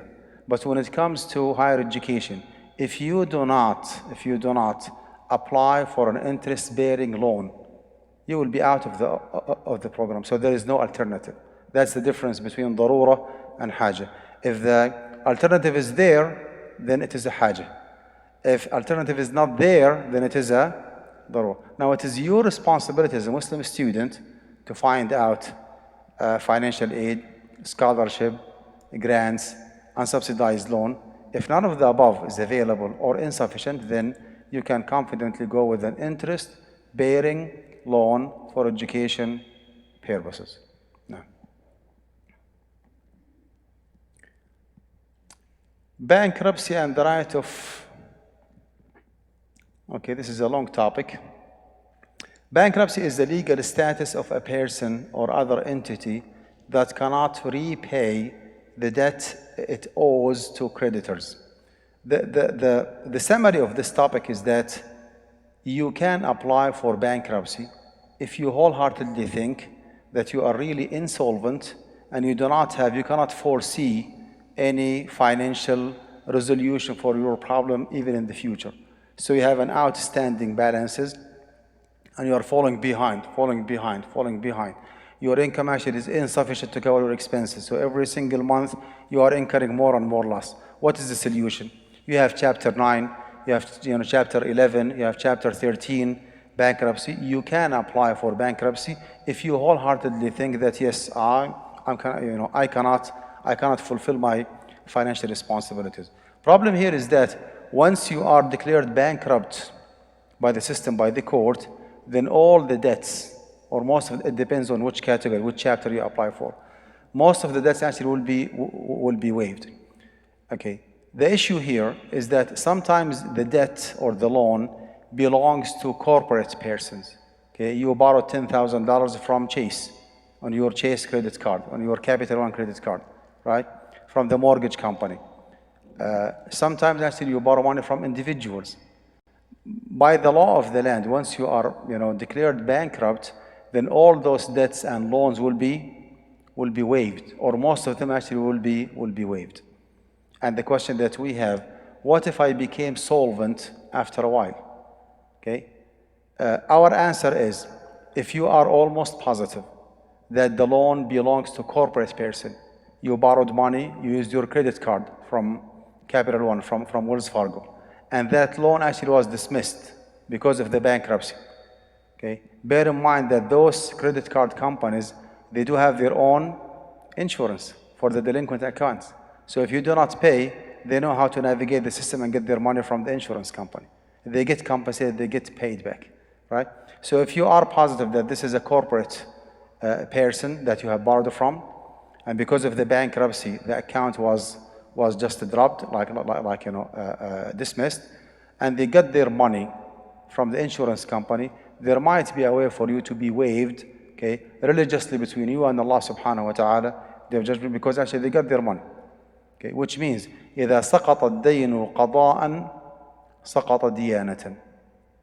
إذا سقط الدين, if the loan or the debt is waived by the legal system, then internally between you and Allah subhanahu wa ta'ala is waived as well. Because what is the main reason behind Prophet ﷺ insisting in paying the debts? So much so that once he refrained from paying Salatul Janazah on someone because he passed away while leaving a debt. What was the point behind it?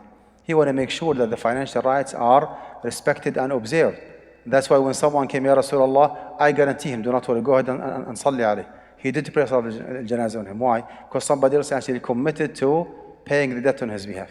So the bottom line here is that Prophet ﷺ wanted to make sure that the financial right of others is preserved. Well, in our case, if you are almost positive that those credit card companies are getting their money some way, somehow from insurance company, then why should you be responsible? You know what? Give it a try.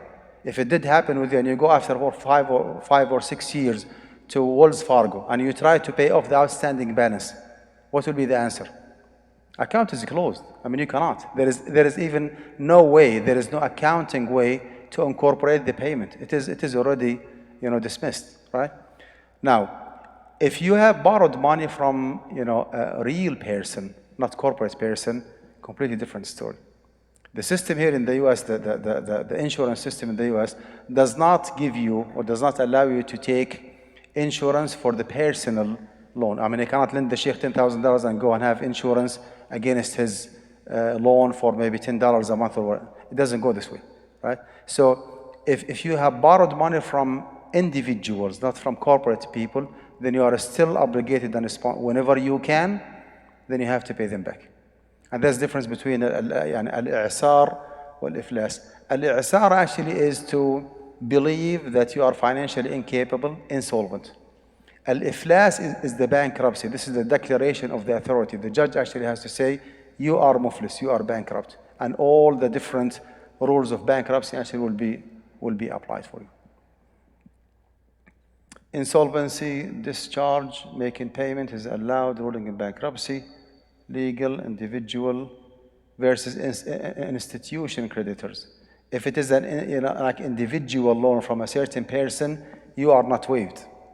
Whenever you can pay back, even after years, then you have to pay back. If it is for institution creditors, again, like credit card companies, same. If you are positive that the account is closed and they get their money, insurance company, that might be a good excuse for you to ignore the whole issue because they got their money. The bottom line actually is there. Outcome result is there. They got their money already. And that's something debatable within MJ itself. Death is like bankruptcy. Here in the United States, once you pass away, you are waived. They cannot like go after you in a grave and put you in jail. You're already dead, right? So death actually is like bankruptcy when it comes to the legal system. Well, in the Islamic system, it is different. Your death does not waive you, does not excuse you from paying, right? If you left behind some estate, then it has to be taken from the top of the wealth. من بعد وصية يوصي بها أو دين. That's the ayah that's the saying of Allah subhanahu wa ta'ala. So before the distribution of the wealth, they have to take from the top of it. You did not perform Hajj during your lifetime. Here is 7,000 for someone to go and perform Hajj in your behalf. You did not pay your zakah for the last 2 years. We take from the top of the wealth and pay zakat al-mal. You passed away and you left behind $200,000 outstanding loan. We take it from the wealth and we give it to the creditors. And then whatever is left over is the distributable one. من بعد وصية يوصي بها أو دين. Priority in paying debts, okay, electronic, commerce. Okay. There are some questions about student loan. Yes, sir. Can we take them quickly? There are a lot of questions. Let me try to combine them. Student loan. If interest-bearing loan for higher education became necessity for the advancement and the future of the ummah, then would the student be obligated only to major in practical fields that have direct impact for the advancement of the ummah? Somebody else asked a question. I disagree about the college student education is necessity if the expense of taking interest-based student loan. There is technical college that is much less costly. Not everyone should become a doctor or an engineer or IT. We in the Muslim community should encourage our youth to explore other areas of study besides medical school, engineering, and IT stuff. A lot of people ask this question. Or another person asked a question. Generally speaking, I mean, this is a debatable issue subject to different opinions. I'm not here to discuss details, which major is more important, which major or discipline is less important, do we have any other options? I'm speaking from a pure fiqh perspective. Someone wants to pursue a degree and he or she cannot afford the tuition fees without borrowing money with interest. Is he or she allowed to take a loan? My answer, or MJ answer, is yes, right? Now, if the inquirer, disagree or agree, I mean, that's absolutely up to him. I mean, this is. I cannot enforce my opinion on him. But again, I'm speaking from a fiqh perspective. Is it halal for you as a kind of dispensation or exception for you to apply for interest-bearing loan for education purposes? My answer as Amja is yes. That's it. The question is, should we go with less costly majors to minimize the interest? Like, can somebody go to medical school while the person can go to education? This will open even more discussion. Do you go to a school of medicine in New York or in California, or you go down to Texas where it's cheaper, right? A lot of technical details that cannot be structured from a fiqh perspective. Be conscious, right? Be conscious enough, be God-fearing enough, try to explore all the options, consult with experts, okay? What is the major that I should pursue for my graduate study, and just make your own decision. And I cannot tell you, okay, if you do have a school of medicine, for example, or school of engineering in Rice University in Houston, Texas, that is $70,000 cheaper than your school of engineering in California, then you have to move or to relocate to. It's really hard. All right? It differs like from one state to another, from one individual to another. So let's just keep it simple. That borrowing money with interest for higher education purposes, if and only if, how many ifs we have? 3.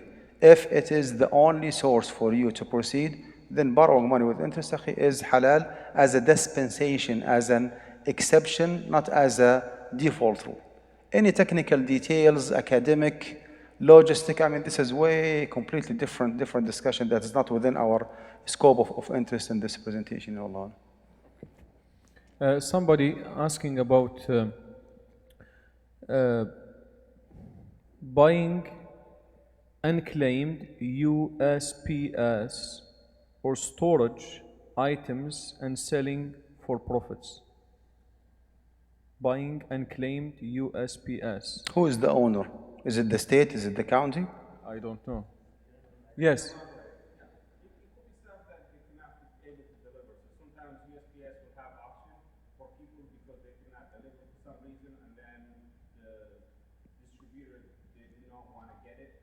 USPS, you said?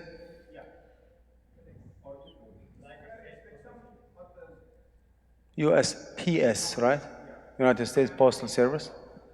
Well, if they repossess some items, or they are lost items, or they are unclaimed, and because this is like a governmental agency, they represent Waliyul Amr, so they have some lost items or for sale items. You can just bid and buy.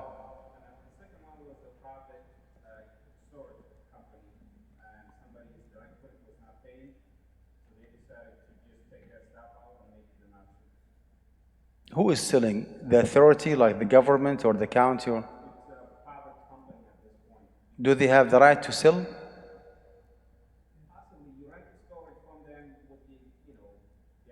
And someone like walked away, did not fulfill, did not pay, so they repossessed everything. Go for it. The question here, Shaykh, is about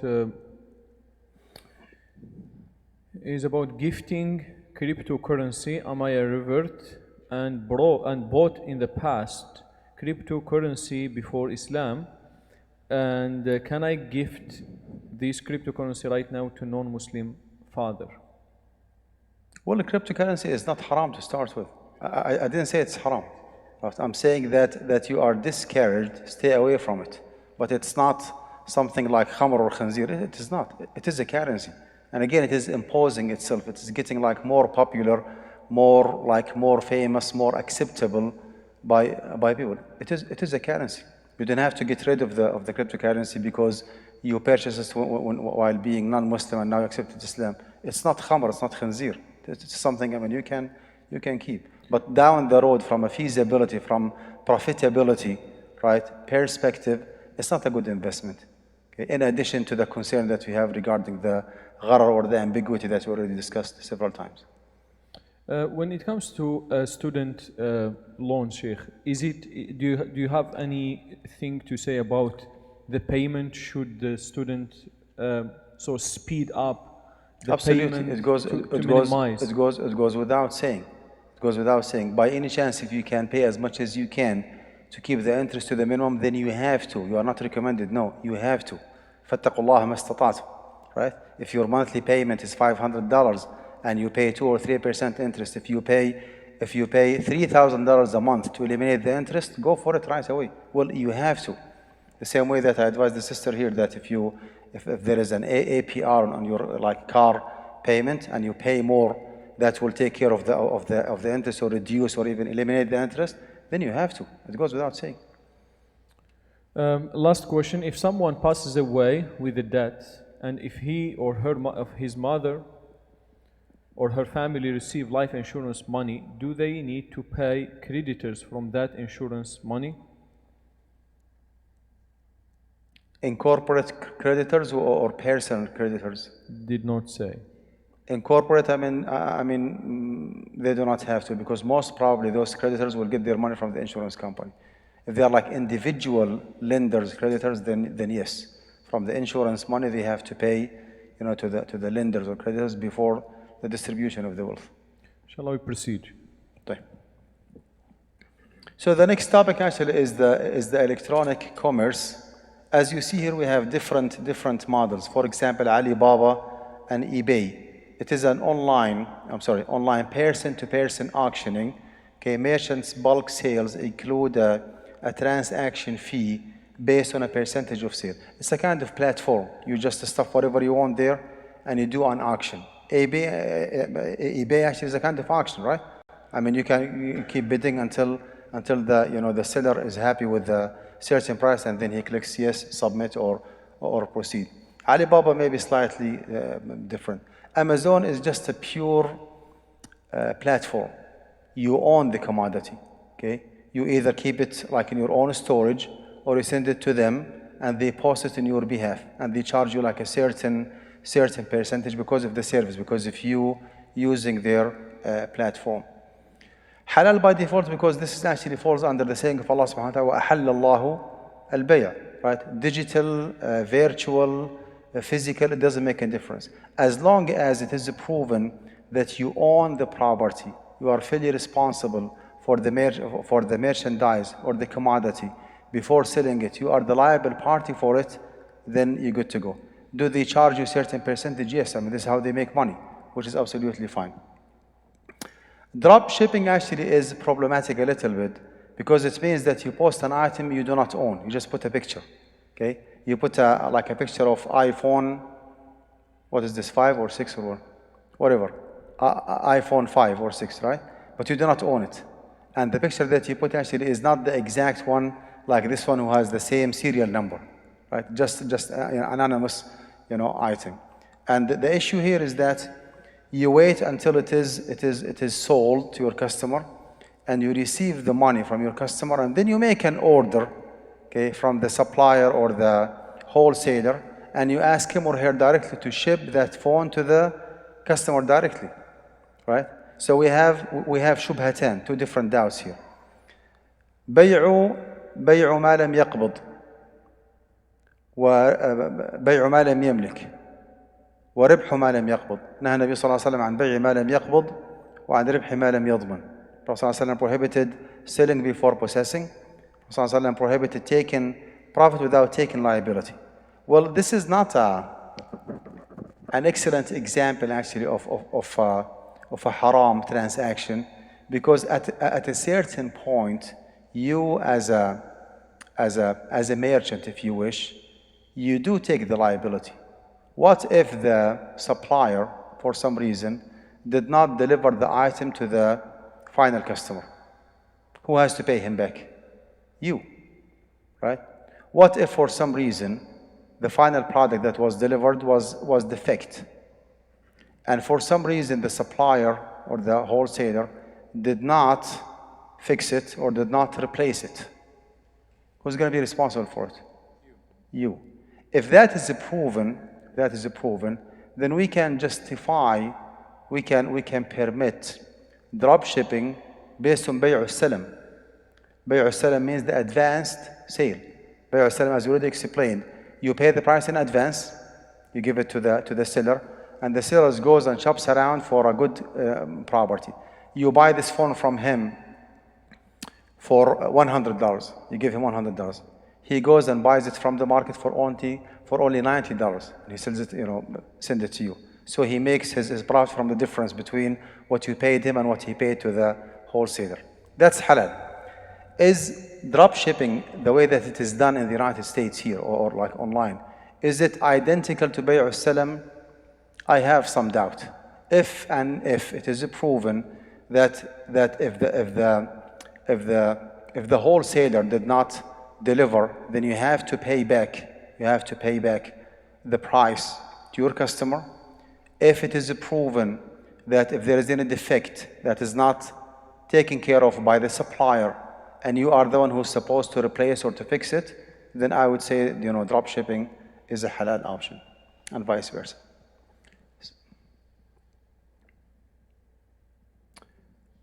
Pyramid sale is known sometimes as multi-level marketing. Multi-level marketing. We do have a very conservative fatwa from the هيئة كبار العلماء في السعودية, the Council of Senior Scholars or Senior Scholars Council of Saudi Arabia. They say that pyramid sale is haram. Do you have any idea what this means? Pyramid sale? You get involved in a company, you pay like a monthly subscription, right? You become a member, and you start purchasing items, okay? And you are expected to bring more customers to buy. If you bring your own customers who buy the same products through you, you will be entitled for a certain percentage of the profit, right? So we start with the initiator, with the head of the company, okay, who brings maybe 2 or 3 people, and those 3 people each one of them bring maybe 5, 7, 10 people, customers to buy. So we end up with having maybe thousands of people in the bottom and just a few individuals. Every single individual in the pyramid actually will be entitled for a certain percentage of the profit, because actually you are the one who have been hired or brought on board by the one who was like on top of you, and he was brought by the one who was on top of him, and you brought people under you, and each one under you actually brought some people under him. So end up having a kind of pyramid, right? That's why they call it pyramid sale.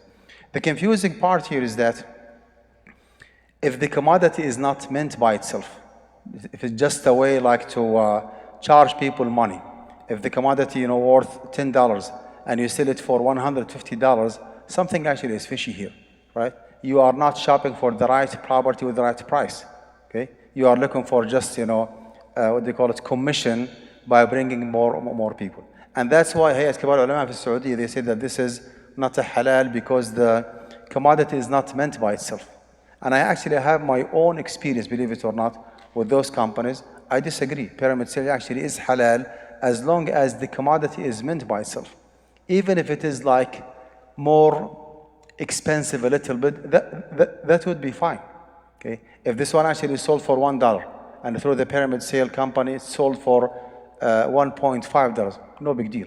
Everybody actually has to make some profit because of the nature or the structure of the business. So the bottom line here is that if the commodities sold, offered, are meant by themselves, actual, real, beneficial, tangible commodities, their price is competitive to the market price, then the business actually is halal. And there is nothing wrong if you bring more customers to buy and you are entitled to get certain percentage of the profit. I mean, who said that profitability is haram? I mean, you want to make money, and because of your efforts, because of your networking, because of your personal connection with people, you brought more people.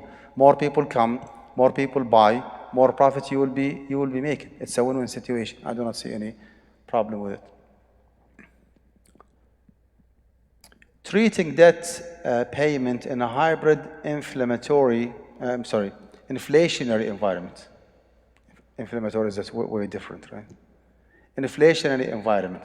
Here is a good example.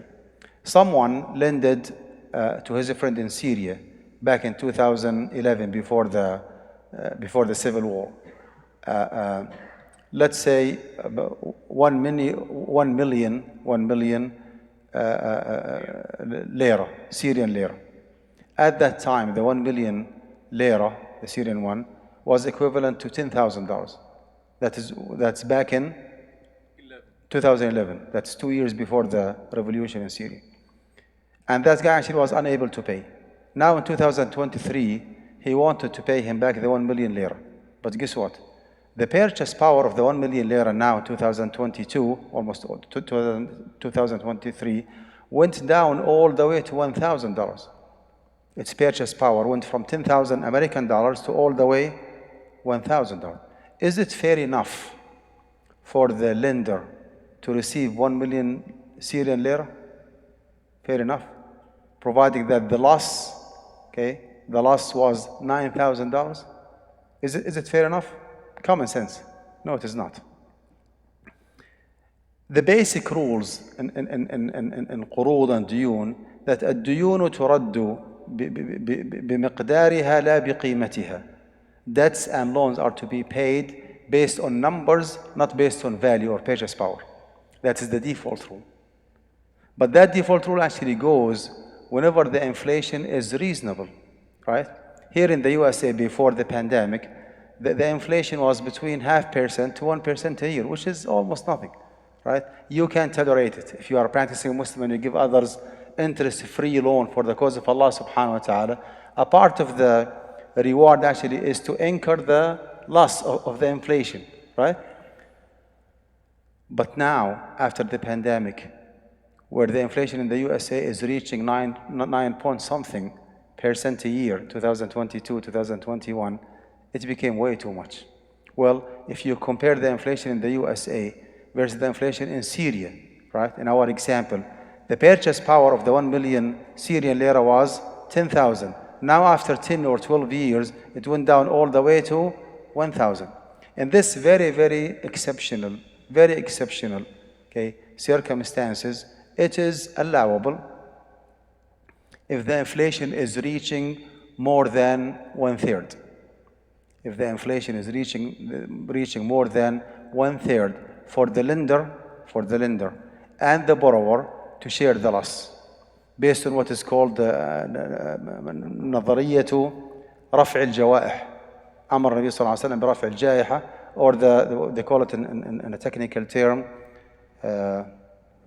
majeure, they call it force majeure. If something happened out of the control of the two contracting parties, civil war, severe inflation, what else? Pandemic, right? Something like out of the control of the two contracting parties, and the loss or the inflation went more than 1/3, then in this case actually it is reasonable enough for the two parties to incur the loss equally. Now, let's apply this concept in our example. The market, the purchase power was $10,000, right? In that debt, in that loan. Now it went down to 1,000. The loss is how much? 9,000. Half of it? $4,500. Now the borrower has to pay the 1 million Syrian lira plus $4,500, okay? $4,500, okay? Converted to Syrian lira. That's the solution.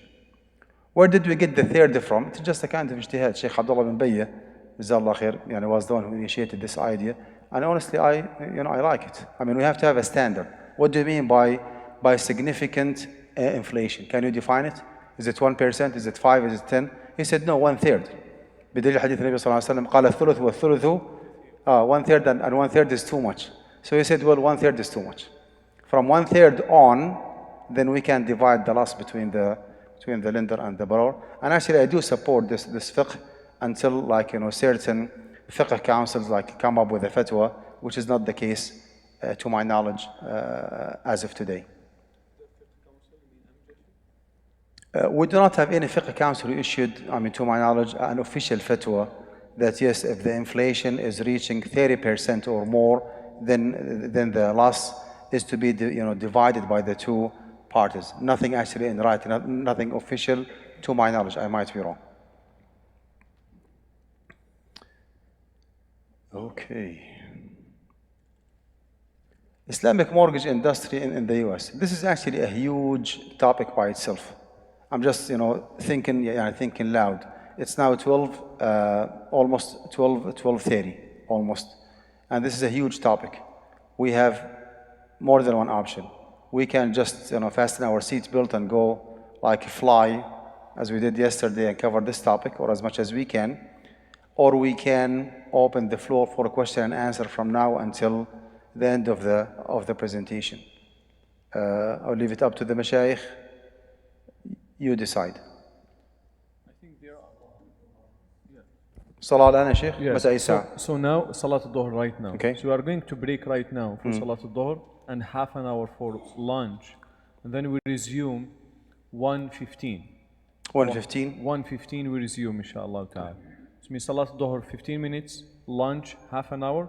We resume 1:15 all the way until 3 or 3:15. So we have another 2 hours. In these 2 hours, Sheikh, a lot of questions about mortgage. If we can allocate maybe half of the time for mortgage and Islamic financing, and the rest of the time is for questions, inshallah ta'ala. That sounds good, inshallah. Okay? جزاكم. Now صلاة الظهر. سبحانك اللهم وبحمدك نشهد أن لا إله إلا أنت نستغفرك ونتوب إليك. معاذ, please call the adhan. Sheikh Hussam is here.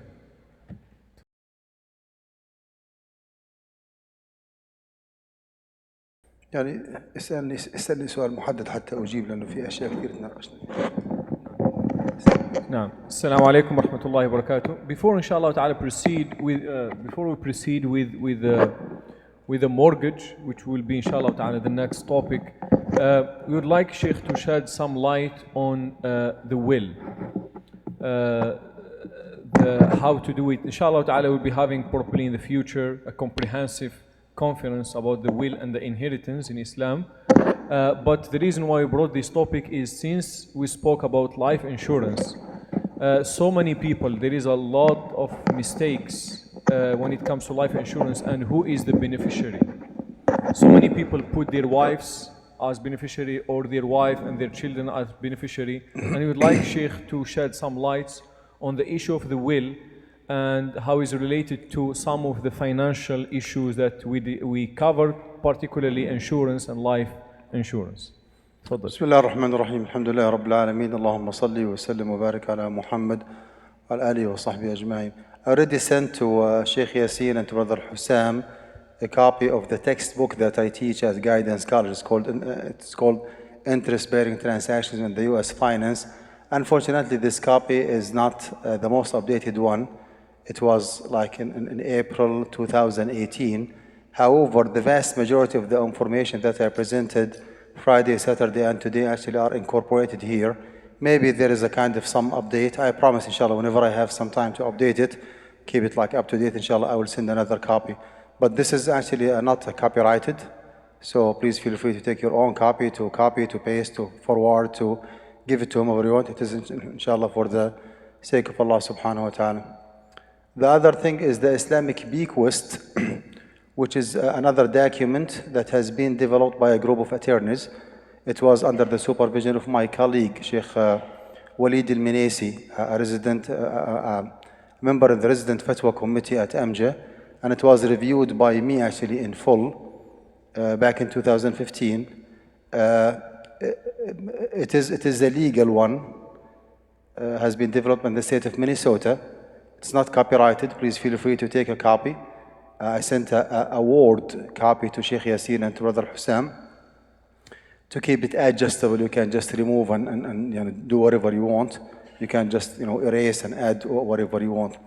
The whole issue behind having an Islamic bequest is the fact that we live in a non-Muslim society, and the inheritance law in the United States is different from the Islamic one.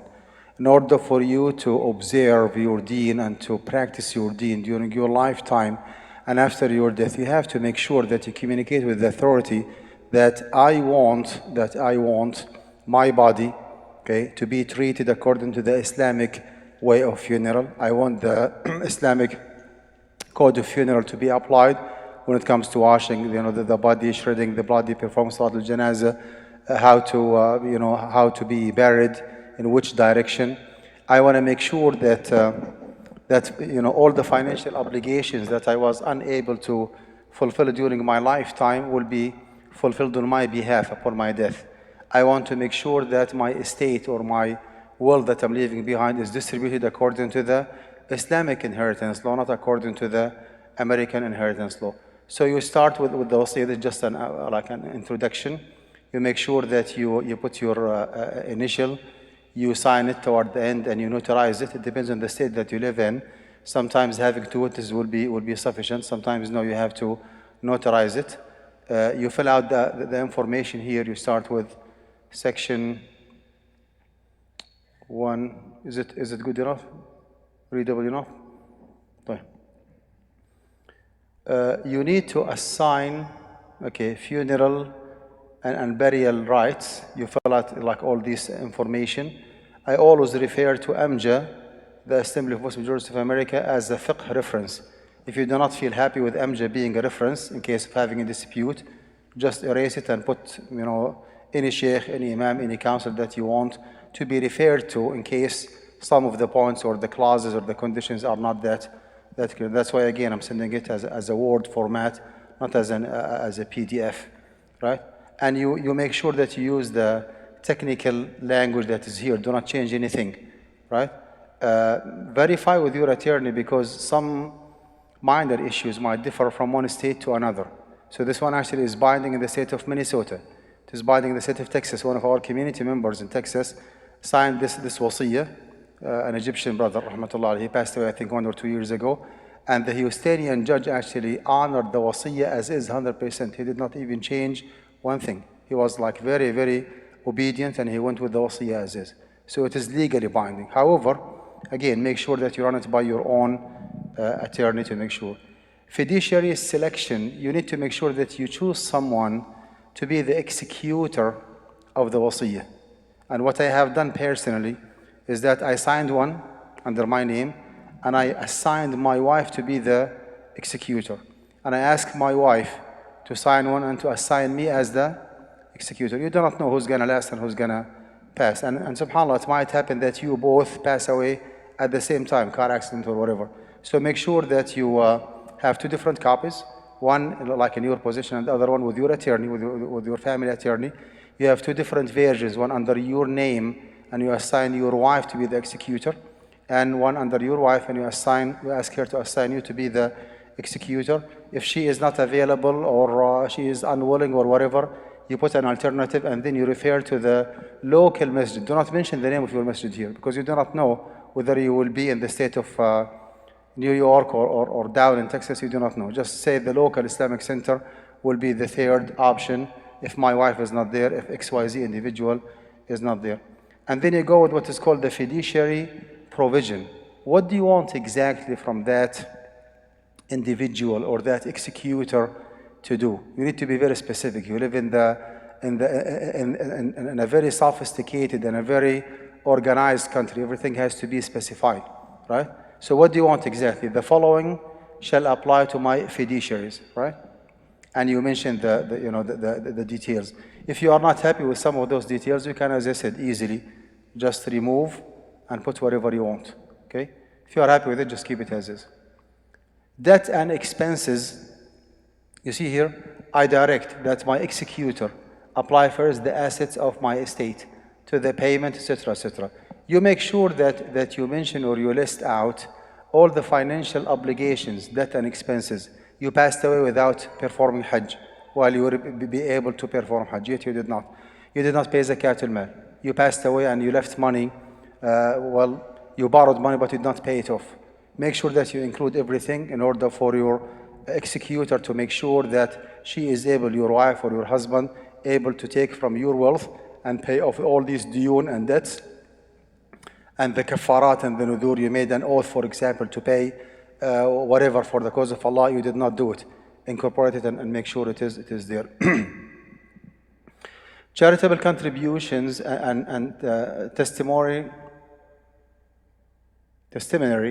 transfer.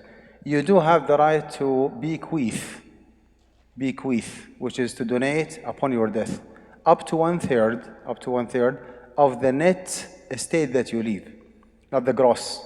So you left $3 million. behind.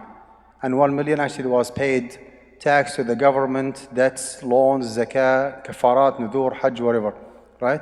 You cannot donate 1 million. No, you can donate 1/3 of the remaining 2 millions, right? So this is what I mean, that from the net amount, and you can designate here the name of the poor person or the name of the family or the masjid. I want to bequeath for my own masjid here in Albany XYZ amount upon my death, right? Not to exceed 1/3 of the remainder of the estate. Remainder, the net amount, not the gross amount. And then when it comes to mawarith, you don't have to bother mentioning in your wasiyah that, okay, I want my wife to take 1/4 of my estate because I do not have kids. No, I want my wife to take 1/8 of my estate because I do have kids. Do not take that route, because you do not know who's gonna last and who's gonna pass, as they say. Okay, you might designate your mom for 1/6 of your estate, and she might pass away before you. So you're gonna mess up the whole thing. The only thing you need to do is to keep the wasiyah as is, and to mention it clearly here. I mandate. Please make sure that you use the proper language. Do not say, I would like to, would you please? No. Okay, I mandate, I mandate my estate to be distributed according to the Islamic inheritance law, period. Right? Now, this Islamic will, here actually the schedule or the schedules that we have here furnish and just break down different scenarios. You passed away with no kids, you passed away with no wife, you passed away with one parent, you passed away with siblings, from like half siblings, full sibling, whatever. All these different scenarios actually are there. We put them together with the assumption that the worst case scenario happened, right? You passed away on Honolulu, okay, and there is no Muslim there. And the judge actually does not have any idea about the Islamic inheritance law. If he or she can go through the schedule, he can easily determine to whom should your estate be distributed to, right? I always refer to Amja. There might be some cases where they are not captured here. It might happen. So here, the executor must follow the advice of the Assembly of Muslim Jurists of America, Resident Fatwa Committee, which is myself or any other member. If you are not happy with Amjad, just remove it and put any fiqh authority or reference or imam or sheikh or mufti that you feel more comfortable with. And you move on. You see here, parents and no offspring. And then the following schedule, husband and wife, no offspring. All these different possible scenarios actually already captured there. Notarize, have two witnesses, sign it, inform your attorney, and you should be good to go. This actually Islamic bequest is most probably binding as long as there is no objection from any of the legal heirs, right? If your wife says, no, I do not want to take only 1/8 of the estate of my last husband because according to the law of the land, I'm entitled to get 50% of his estate or even 100%, whatever, right? If there is an objection by any of the legal heirs or the beneficiaries, if you wish, then the judge will be having no choice but to put this wasiyah on hold because we live in America and he will be going with the law of the land. How to enforce this wasiyah? Again, is the will of the judge. Again, is the will of your family members by the law of the land. You create something called the revocable family trust, Brother Khalid. Revocable family trust. This is the one that we were discussing. Revocable family trust actually is a legal body, is a legal entity. It does not pass away. It is a legal body. You die, but the wasiyah, the trust does not die, right? So the revocable family trust is the legal owner of the properties that you have. And you list, I have a house, I have a car, I have a 401k, I have life insurance, I have whatever, right? And you mention clearly what you have. The bad thing about the wasiyah is that you have to keep updating it because you will not be keeping the same car from now until you pass away. Your business might be sold. You might buy a new business. You might close your 401k and put it in an IRA. So you have to keep catching up, going after the properties that you have and capture everything to make sure that the very last update was as close as possible to the date of your death. If you do so, then again, by the law of the land, you can enforce the judge to go with the revocable family trust. If the revocable family trust is supported by this Islamic bequest and everything actually is mentioned here, then no one can object, not even Joe Biden. I mean, this is the law of the land. It has to be executed. You do have the right by the Constitution of the United States to make sure that your estate is distributed according to the Islamic inheritance law. This is actually briefly what I have. Usually it takes me around maybe 1 hour to go through it in details. But as I said, I mean, it is there, available for everybody. Take a copy, double check with your attorney, do the necessary adjustment from now, sign it, give your wife to do the same, and you should be good to go. So now, Sheikh, when it comes to life insurance, we have received so many cases where the wife comes that upon the death of her husband, she received $1 million, $500,000, whatever number from the life insurance, and the husband, when he signed the contract at work and he signed the policy of insurance, he needs to assign the beneficiary. Most cases, he assigned his wife or his wife and his kids. So is this part of the inheritance, or this is it goes according to what the person decides as the beneficiary? It depends on the nature of the saving or the source of the wealth or the retirement account. Okay? If the retirement account actually is designated by the employer to be for a certain individual, your 401k actually, for example, 20% of it is for your wife, right? Then that 20% of your 401k is not to be included in the inheritance, because this is actually a very restricted fund for a certain individual because of his or her position. Because of she being your wife, she is entitled for 20%.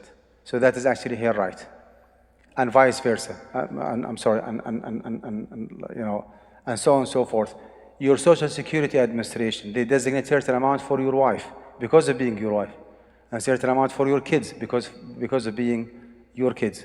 So whatever you receive from the Social Security, from the 401k, from the pension plan, as long as there is a certain designation, identification of the beneficiaries, all these different sources of income, benefit, assets, insurance, retirement account are to be excluded from the calculation of the mirath. Now, anything that is not designated, right, it has to be following the mirath, the Islamic inheritance law. Sometimes actually in your investment account in the stock market, you cannot be specific. You cannot say, okay, I want 1/8 for my, no, you have to be very specific. I want Iman Al-Qudah, my wife, for example, to take 20%. I want Suhaib Al-Qudah, my son, my oldest son, to take 10%. So you need to be specific.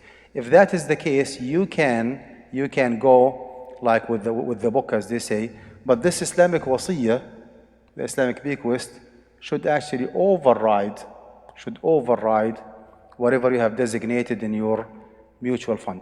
Because actually it is mentioned here that anything that has been signed before this document is abrogated by the document. So the abrogator, the nasikh, is the wasiyah. So this one actually overrides anything indicates otherwise, right?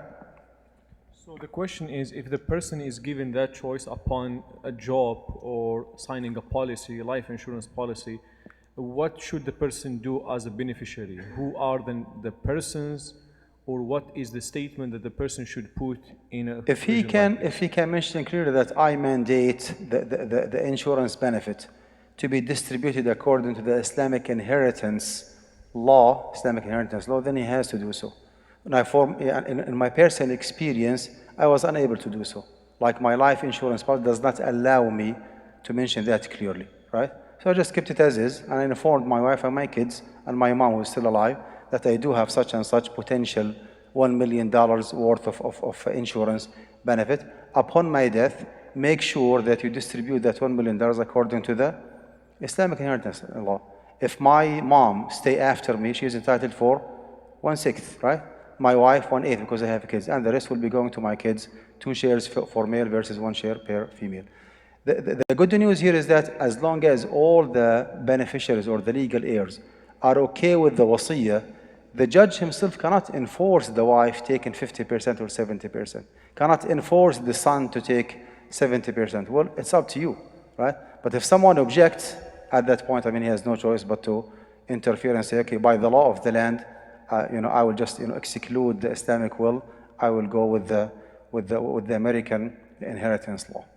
So basically, Sheikh, it is a mistake for the person upon signing this policy to put a beneficiary his wife only. This is a mistake. It is a mistake, yes. Okay. It is a mistake. But sometimes, I mean, you cannot do it your way. You are very, very limited in options. So be as fair as possible and make sure that you sign this Islamic wasiyah later on. That whatever you have here is abrogating, erasing anything indicates otherwise. And to make it even more binding, go ahead and do the revocable family trust to make sure that you mandate, you obligate the judge himself or herself to go with the family trust. I would like to inform the community, those who are hearing us, that we have so many cases where people, unfortunately, after the death of somebody, where the wife and her in-laws are fighting because of life insurance. They have money, but the person signed as a beneficiary his wife, and she says, this is my right, it is signed for me, he left wasiyah for me or whatever, but in reality, according to Islamic laws, his mother has a share, his father, if he's alive, has a share, and so on and so forth. So don't let these things happen after your death. Try to, as Shaykh said, try to clarify them in your life. So you don't want your mother to fight with your husband after your death, your mother to fight with your wife after your death. So this is something to be educated and to be sort of organized in your life. And Shaykh, alhamdulillah, gave us some tools and some techniques to do it. But inshallah, we'll be having, as I said, comprehensive seminar about the inheritance, about the will, inshallah ta'ala, in the near future. We proceed, Shaykh, with the mortgages. I think you are asking too much, Sheikh, because the mother and the wife always fight during your lifetime and after your death. Anyway, let's. So Islamic mortgage industry in the US. Briefly, we already explained that when you get involved in a mortgage, it means that there are 3 simultaneous transactions that are taking place. You are buying a house, you are borrowing your money, and the mortgage company is putting a lien on the property to secure their fund. We do have an issue with the interest-bearing loan. We do not have an issue with the sale agreement and with the mortgage agreement. So loan, lien, okay. How to permit the transaction?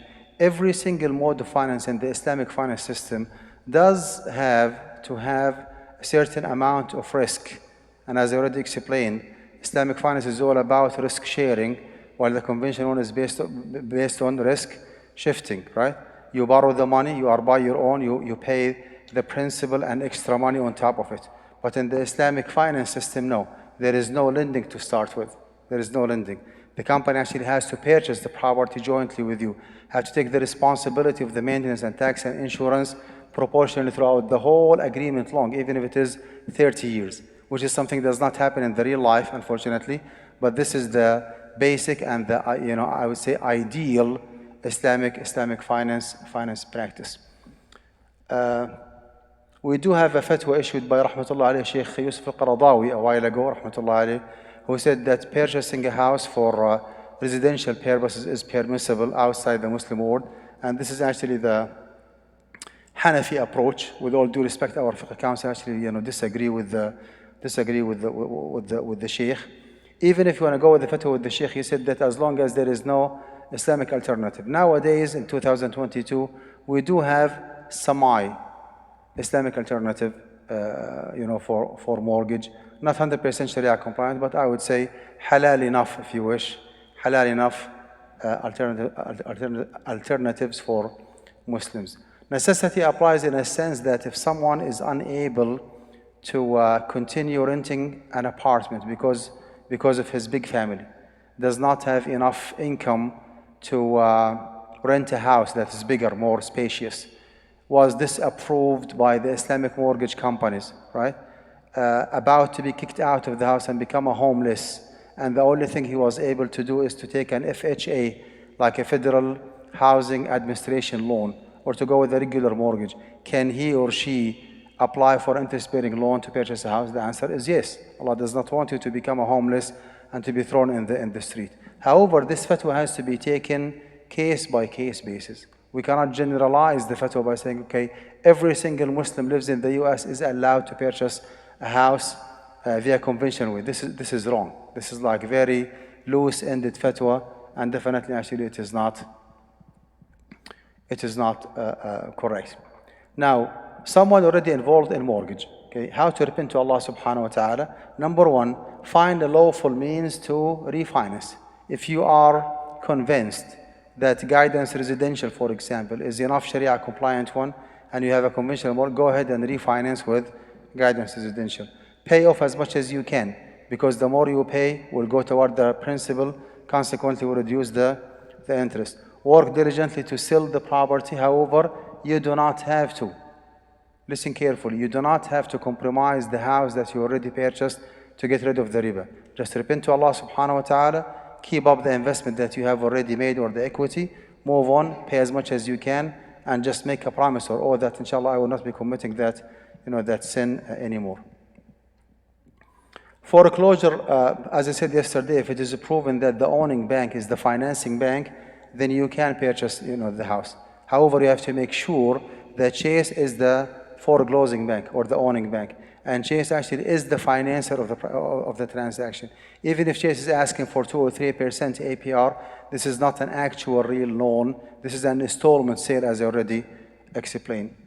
Buying foreclosed house while involving a loan, ruling foreclosed house. Short sale actually is to bring a third party to pay the fair market value of the house to the mortgage company or to the bank in case you are unable to proceed. This is actually a law that was initiated during a bill was initiated during Barack Obama time, when the recession happened back in the housing industry collapse that happened back 2008, 2009, right? They came up with the short sale that you cannot negotiate a deal to reduce the price of the house, even if you think that you are paying way too much and the market value went down because of the recession. However, you can bring a third party, someone who does not hold your last name, to make sure that he's not a relative, and he can negotiate a price with the bank or with the mortgage company to buy or to purchase the house. And this is a win-win situation. You will not be having bad credit, and that person actually can take over the house, and the bank will not be losing the property and just getting stuck with the foreclosed property. Islamic perspective, if that third party is, initially actually it makes no sense to me that the bank is allowing a third party to come and negotiate a price of your house while you, the owner, the customer, is deprived from negotiating a price with the bank. I mean, you are the owner of the house. So instead of bringing a stranger, an outsider, to buy your house because you cannot afford it, why don't you sit down with the bank and negotiate the fair market value and adjust the deal based on the force majeure that I already discussed. Unfortunately, it's not the case. The law here, actually, the mortgage system or code does not allow you to short sale or to short sell or to short buy you need to bring a third party. Current mortgage system, real estate tax sale.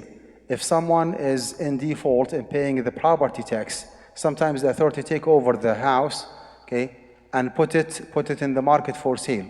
Now, some Muslim investors do have an issue because actually there's a lot of dhulm here.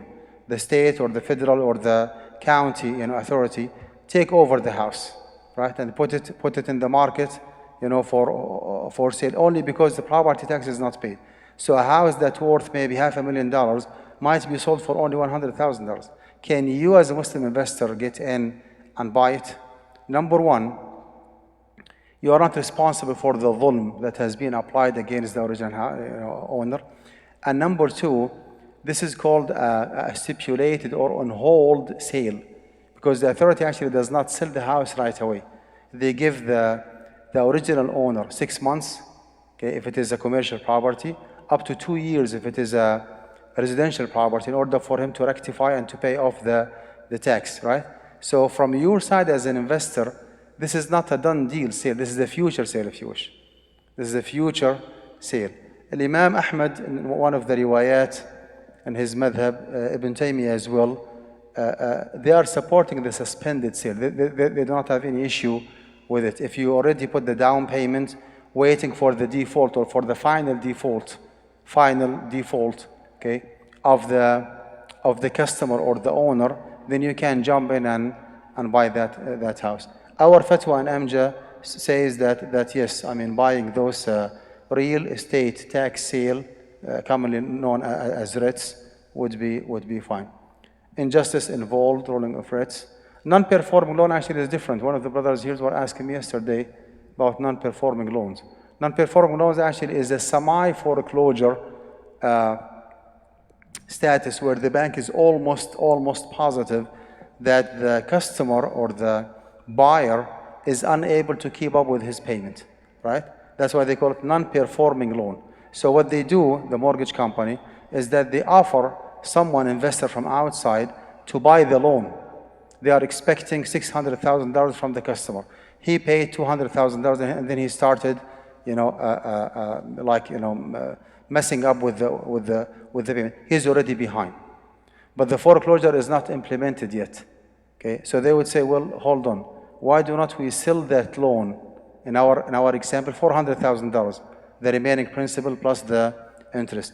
Can we sell that loan to a third-party investor for only $200,000? And he can go after the customer and just try to get as much as he can. No, he cannot. Okay, you as a practicing Muslim investor, you cannot buy that loan. This is money for money. You buy a loan, okay, or a contract that's worth $400,000, you pay only $200,000, and you go after the customer, trying to get as much as you can on top of the $200 that you paid. This is called the factoring business, as already explained yesterday. I think you are the one who asked me yesterday? No. Non-performing loan, actually, no. It's not an option whatsoever. Refinancing means that you renegotiate the deal with the company itself. If you are financing with an Islamic mortgage company, okay, and then you refinance with them, you just change or update the terms. And instead of paying in 25 years, you're going to make it 30 years. And instead of paying 3% profit rate, okay, it's going to go down to 2%. So as long as you negotiate extending the payment period, as long as you negotiate reducing the price, that would be fine. If it is a murabaha one, for example, then no, you cannot negotiate a deal, to increase the price, because in murabaha, there's an outstanding debt. Murabaha means in and out.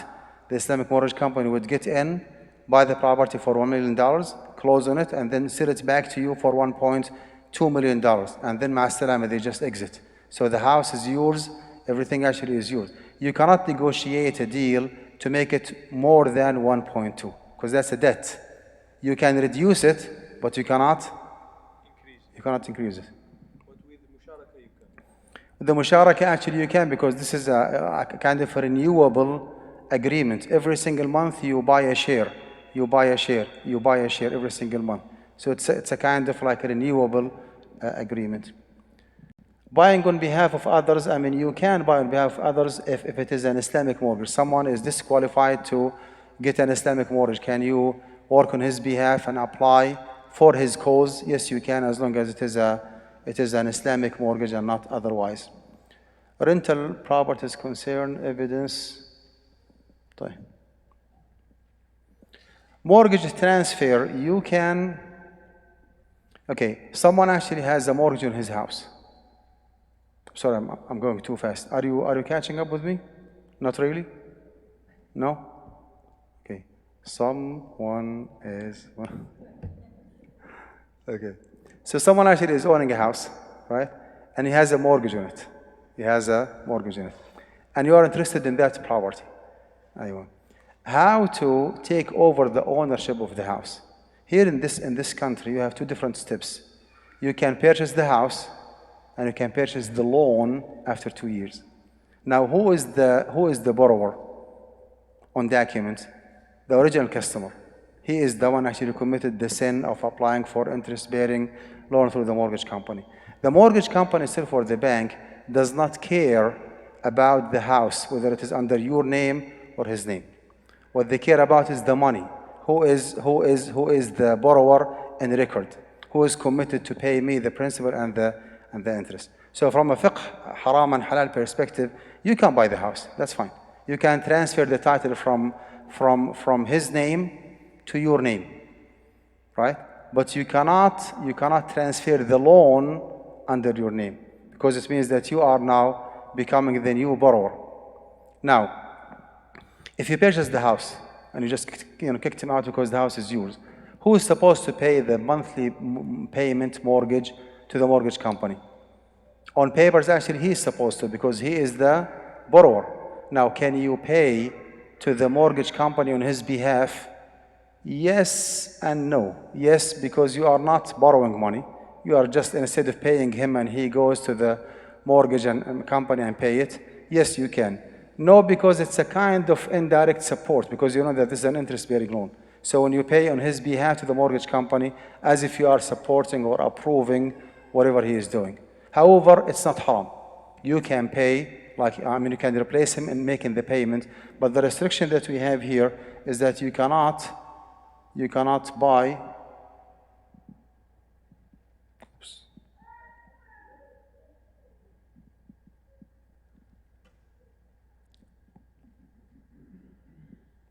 Did I skip the slide?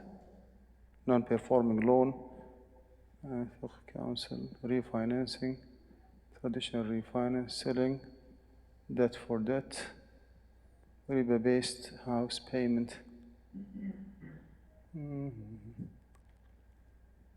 I'm getting lost.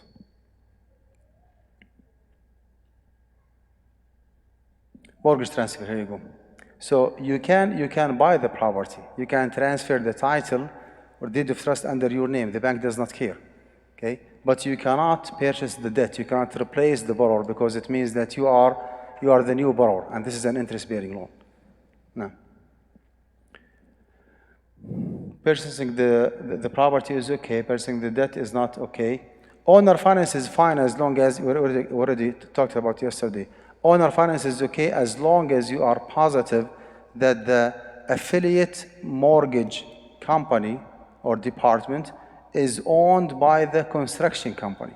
And it differs from one state to another, as I already explained. So if you are positive that the mortgage company is owned by the construction company, and the construction company is asking you to sign two different contracts, sale agreement, right, versus loan agreement, and the loan agreement does involve riba, go for it. This is an installment sale, and it's not a real, actual loan agreement. Back in 2008, when this issue was sent to the Fatwa Committee, we could not reach to a consensus. We could not even reach to two different opinions. We ended up having three different opinions. Myself and Shaykh Walid al-Minasi again are of the opinion that buying a foreclosed property and similar to it, owner finance, if the mortgage company is owned 100% by the construction company, is halal. Yes, there is an interest-bearing loan, but actually it is a nominal one. It's not a real one, right? Because you are not borrowing money, you are not taking money, you are just purchasing a house. But for paperwork purposes, because those banks and mortgage companies and even construction companies, they sell those contracts in the secondary market for Freddie Mac and Fannie Mae to get their cash money back and just move on. So it's just a process, just a system. See what I'm saying? That's why they ask you to sign interest-bearing loan.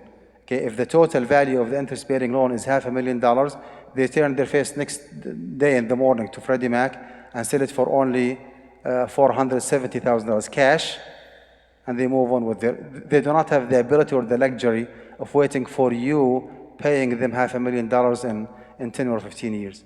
That's why they sell the contract to Freddie Mac and Fannie Mae. That's why they ask you to sign, what is called a loan agreement. But actually, it is not a real loan agreement. The other party in the other group within the Fatwa Committee, they were on hold. They did not decide anything about it, including our Shaykh Salah Al-Sawi. And the third group said, no, this is an interest-bearing loan. As long as there is a agreement, contract, interest-bearing loan, then it is an interest-bearing loan. And I still, until today, from 2008 until today, I do believe that my opinion is correct. There is no interest-bearing loan. This is actually an installment sale. العبرة في العقود للمقاصد والمعاني لا للألفاظ والمباني. What matters in transaction is the essence and reality, not the wording or the formality. You are not borrowing money. You are asking someone to construct a house for you, and you buy it from him. Here, now, an example. You buy it from him for a plus, right? For a markup. What's wrong with that? Forget about the paperwork. This is the nature of the agreement. You are purchasing a house in installment for a higher price. Simple as that. He paid out of pocket $500,000 with 6 months, construction, and then he is willing to sell you that house for $800,000. What's wrong with it? Forget about the paperwork that you sign. That's why I said it is identical with foreclosed homes. Secondary market actually is the big concern here. The majority of those so-called Islamic mortgage companies in the US, they cannot afford waiting for you to pay them the mortgage in 30 years. So they have to deal in what is called the secondary market. Secondary market actually means two different semi-governmental companies called Freddie Mac and Fannie Mae. They have been established, I think, a while ago to serve the community at large, serve the American citizens, American residents, to secure their own residential homes. This is a very noble cause, do not get me wrong. But unfortunately, it is done the traditional way and not the Islamic way, right? Freddie Mac brings investors, right? It's just a kind of bank for the banks. Bank for the banks. So the banks actually sell the loan to Freddie Mac and Fannie Mae. Anyway, Freddie Mac actually is a straightforward interest, bearing institute. In order for those Islamic mortgage companies to have their contracts sellable to Freddie Mac, they have to show Freddie Mac that this is a very traditional mortgage agreement. Okay, I'm not a partner. I'm not a landlord. I'm just a lender. I'm a bank. I lend money for interest. If they can smell or navigate any kind of liability, you are partnering with your customers, you are responsible for the insurance, for the tax, if there is an appreciation, you are responsible. Well, if that is the case, they would say, excuse me, you are by your own, ma'asalam, we cannot buy your contract. So the challenge that those so-called Islamic mortgage companies are facing is the fact how to be Sharia compliant and how to be Freddie Mac compliant.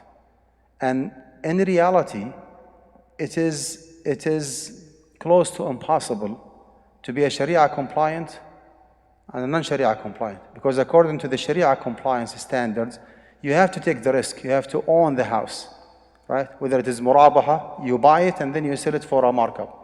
Whether it is lease to own, you buy it and then you rent it to your customer.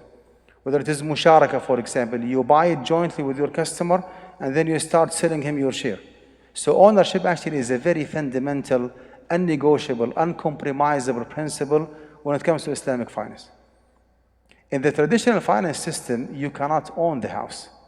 So you have to have you have to wear two different hats at the same time. I'm the owner, but you know what? I'm not the owner. It's a kind of joke, right? So because of the severe incompatibility between the Islamic finance system and the traditional system, it is impossible, and I mean what I say, for those Islamic mortgage companies to come up with a real, genuine, sound, Sharia-compliant mode of finance while dealing in the secondary market. If they are operating off the secondary market, you can do whatever you want.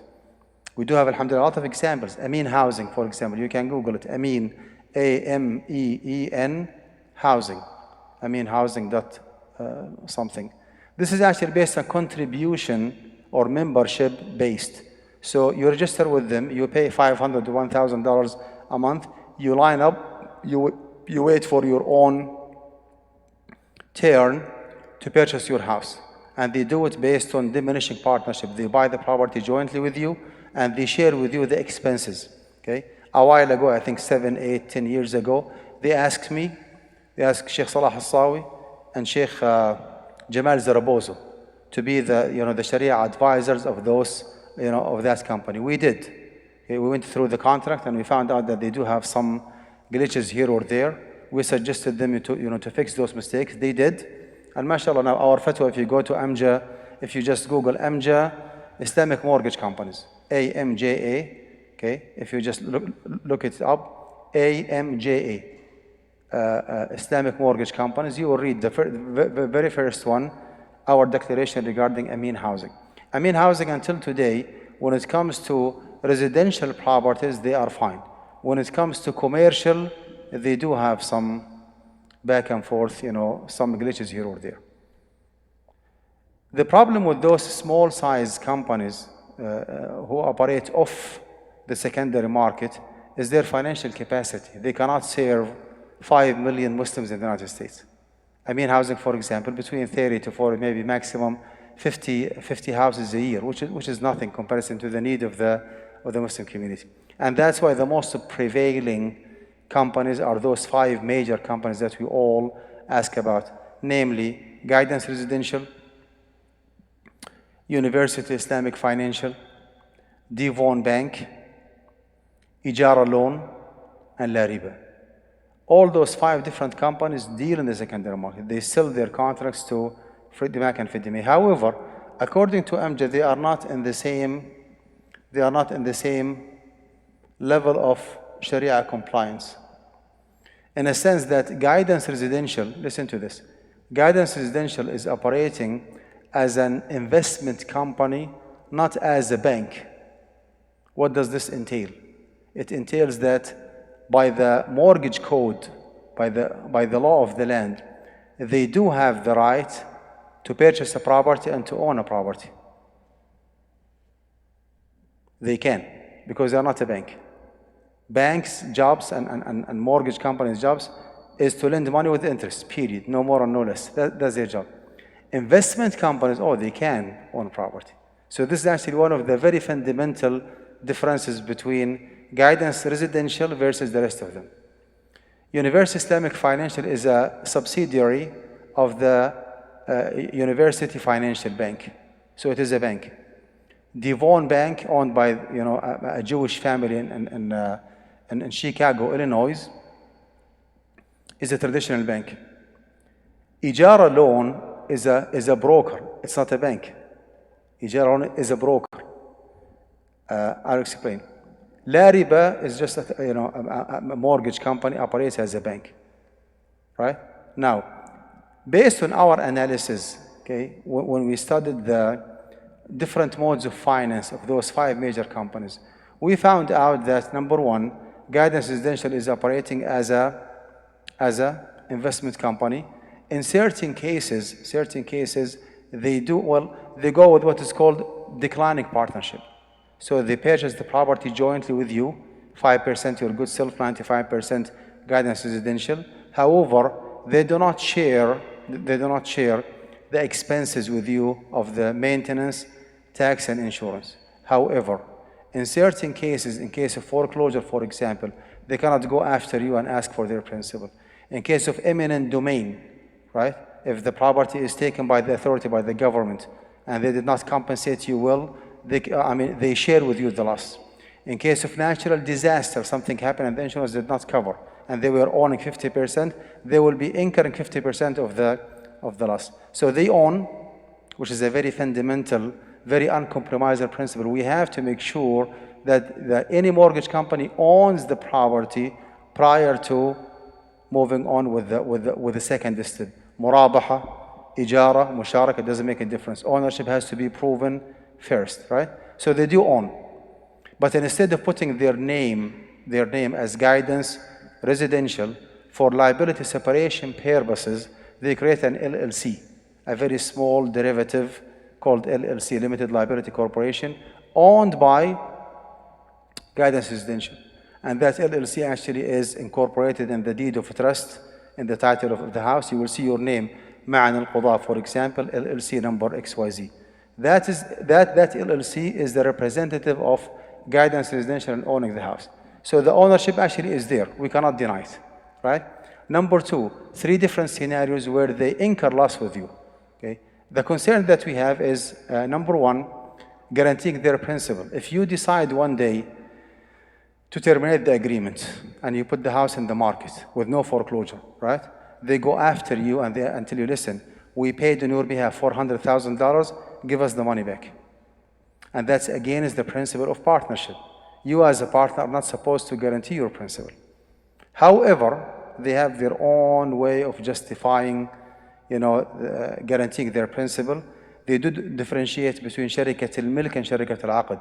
The contractual partnership versus the شركة الملك, the Ownership. yeah, it has like a technical name. Contractual acquisition partnership versus contractual partnership. According to Justice Taqi Uthmani, who is the Mufti of Guidance Residential, he said that we are building this model based on Sharikatul Milk, which is the acquisition partnership. For us as Amja, it makes no sense whatsoever. It's not Sharikatul Milk, right? It is Sharikatul Aqd. It has been initiated for profit purposes. Guidance Residential is not a charity organization. They make money. And they come into a partnership with you to make money out of partnering with you. So it is Sharikatul Aqd. However, we found out that justification might be acceptable. So we had to drink like a lot of soda after this fatwa to let it, just process and let it go. So this is what they say. And again, the first concern is the guarantee of their principal in case of you terminating the agreement. Concern number two, no maintenance, no tax, no insurance. You are absolutely by your own. And this is again against the principles of partnership. They say, well, if you want us to purchase insurance, we can, but they're gonna triple the price for us because we are a company. So otherwise, you just go ahead and buy your own insurance. You will get scared. You as a customer, you want to save money. So they tell you that if we buy the insurance on your behalf, it's going to be triple the price. Are you willing to pay? You will say no. You said, well, you are by your own. تفضل اشتري insurance and you take care of it. When it comes to property tax, they say, well, the one who is benefiting from the property tax is the resident for the 911 service, for the parks, for the school, district system, whatever. So you are the one who is living there. You take care of your own tax. Maintenance, they say, well, you are the one who is occupying the property. You take care of your own. Those are different glitches, but they are not strong enough to void or to prohibit or to negate the fact that there is a partnership. Now, we as Amja, I would claim that we are reasonable enough, practical enough. We do believe until today that this model is not like a good Islamic alternative. It is not. But is it acceptable enough? Is it halal enough? Given that if you do not go with Guidance Residential, you will be going with Bank of America. Which one, أخي الرمد ولا العمى? As we say back in Jordan. Something is better than nothing. If something is a semi-halal option versus pure haram option, which one you want to go with? Providing that the pure Islamic alternative is not there, providing the desperate need for Muslims living in the US to own their own homes. Do not continue renting a house. Do not waste your money. Do not pay $2,000 or $3,000 rent and then after 10, 15 years you are out and the house is not yours. That's wrong. You can pay the same amount in purchasing a house in a semi-halal way, acceptable way. After 10, 15, 20 years, you are the owner of the property. So, Shaykh, can I interrupt? That is.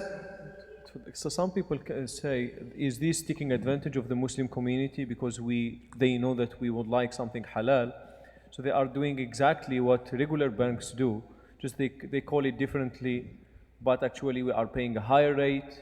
They are calling it a rate, like interest. Paying the higher rate actually is not enough justification to criticize those companies, because the Guidance Residential in particular, by the way, Guidance College that I represent has absolutely nothing to do with Guidance Residential. So I'm not a double agent, right? Just to make it clear, yani. Guidance College is a degree granting institute. I'm a professor, I'm not a salesperson. However, we do have some collaboration with Guidance Residential in educating the Muslim community. Sometimes you hold like a joint seminars. Like I think 1 or 2 months ago, we did an Islamic finance seminar for more than maybe 200 or 300 different imams from all over the country. And I was the main speaker. It was like a joint event between Guidance Residential and Guidance College. But technically speaking, we are like the Honda dealership and Honda Finance, completely different entities, right? I mean, just We to make it found out clear. yesterday that they are actually the same company, Sheikh. Maybe we need to investigate No, Guidance. no, I swear, actually, nothing between us. So the question, Sheikh, is about these misconception. Like so many Muslims, this I experienced myself. Maybe 9 out of 10 in our community members, when they ask me this question and I tell them go with a halal mortgage, given these deficiencies, given these issues, they said no, we are being taken advantage of. This is so. How do you answer this? Not really, because Guidance Residential in particular, they spent a lot of time and money to come up with a model or a product that they call it, a contract, that is up to certain limit, a Sharia compliant one, and up to certain limit, actually it is a Freddie Mac compliant one. By the way, how can they sell their contract to Freddie Mac? How? Believe it or not, Guidance Residential in particular spent maybe the first 5, 17 years operating off the secondary market. No refinance, no selling contracts to Freddie Mac and Freddie Mae, until they won the case in the court, enforcing Freddie Mac to take their contracts. Second of all, if you agree with me that Guidance Residential is owning 90% of the house, whatever they sell to Freddie Mac is not the loan. They sell their share, okay, or their percentage or their equity in the ownership, and there's nothing wrong with that. Number 3, they take risk in certain cases. And in the stock market, if you go with hedge fund, for example, you take more risk, and consequently you are expected to get more profit, right? If they take more risk, then they are entitled to take more profit. Now, are they easy with the Muslim community, giving them like a nice time, a good experience? Unfortunately, no. But this is not an excuse, because we are not discussing here the practicality and the profitability of the issue. No, we're here to discuss the permissibility of the issue. I'm willing to pay $100, $200, $300 extra, to make sure that I'm making the right decision and I'm doing a halal mortgage, not a haram one. So we need to stand for our principles, and we need to pay more to please Allah subhanahu wa ta'ala, make sure that we get whatever we want in a halal way, or semi-halal way at least. So they are asking also, after some time, Guidance Residential or other Islamic financing companies, they sell your contract to another bank, regular bank, we are not bank. responsible for that, and we already discussed it yesterday, that what you should care about is the permissibility of the agreement you sign with the mortgage company. What they do after that is their job. It's not my job. It's not my responsibility. All right? And again, if you agree that Guidance in particular is selling its share of equity, percentage of equity, to Freddie Mac, I mean, someone owns 95% of the house, and he is selling, that share, that equity, to a third party. What's wrong with that? So the question, when they sell their share from the equity, like 90% or 85 or whatever, is the third party that's taking over instead of in replacement of Guidance, are they honoring the contract that you sign with Guidance, like it is still musharaka, it is still partnership? Yes. They are still considering partnership? Yes. Even if it is owned by Chase or... no, not Chase. Freddie Mac and Freddie Mae. Yes, this is still considered as musharaka. Yes. Not interest loan. No, it is musharaka. It is musharaka. Now, the second one actually is the UIF and Devon Bank. Universal Islamic Financial and Devon Bank, they both have what's called murabaha and what's called ijara. Murabaha means cost plus, which means that they supposedly buy the property, close on it, and then sell it back with a higher price. Okay. Ijara means lease to own. Supposedly they purchase the house and they act as the landlord or the lessor, and they rent you the house all the way until the end of the 30 years long lease agreement, and then they transfer the title to you. The main concern that we have as Fiqh Council is the fact that those two different institutions are operating as banks. And again, by the mortgage code, they are not allowed by the OCC, by the Office of Control of Currency, They are not allowed to possess and own properties. It's not their job. They are not investment company. They are not real estate company. They are lenders. So their job actually is to lend money with interest. They do what is called like a nominal or simultaneous ownership. In the same table, in the same gathering, they sign the purchase sale that they own the property, and simultaneously they sign another agreement that they are selling that house to you again. So a lot of actually, I'm not sure if it is a good term to call it deception, but actually a lot of fakeness actually involved in this process. And that's why, according to Amjad, we said that if someone is in need for owning a house, go with guidance residential. If someone is in a dire need, you applied for guidance but you were disapproved, then you can go with University Islamic Financial or Devon Bank.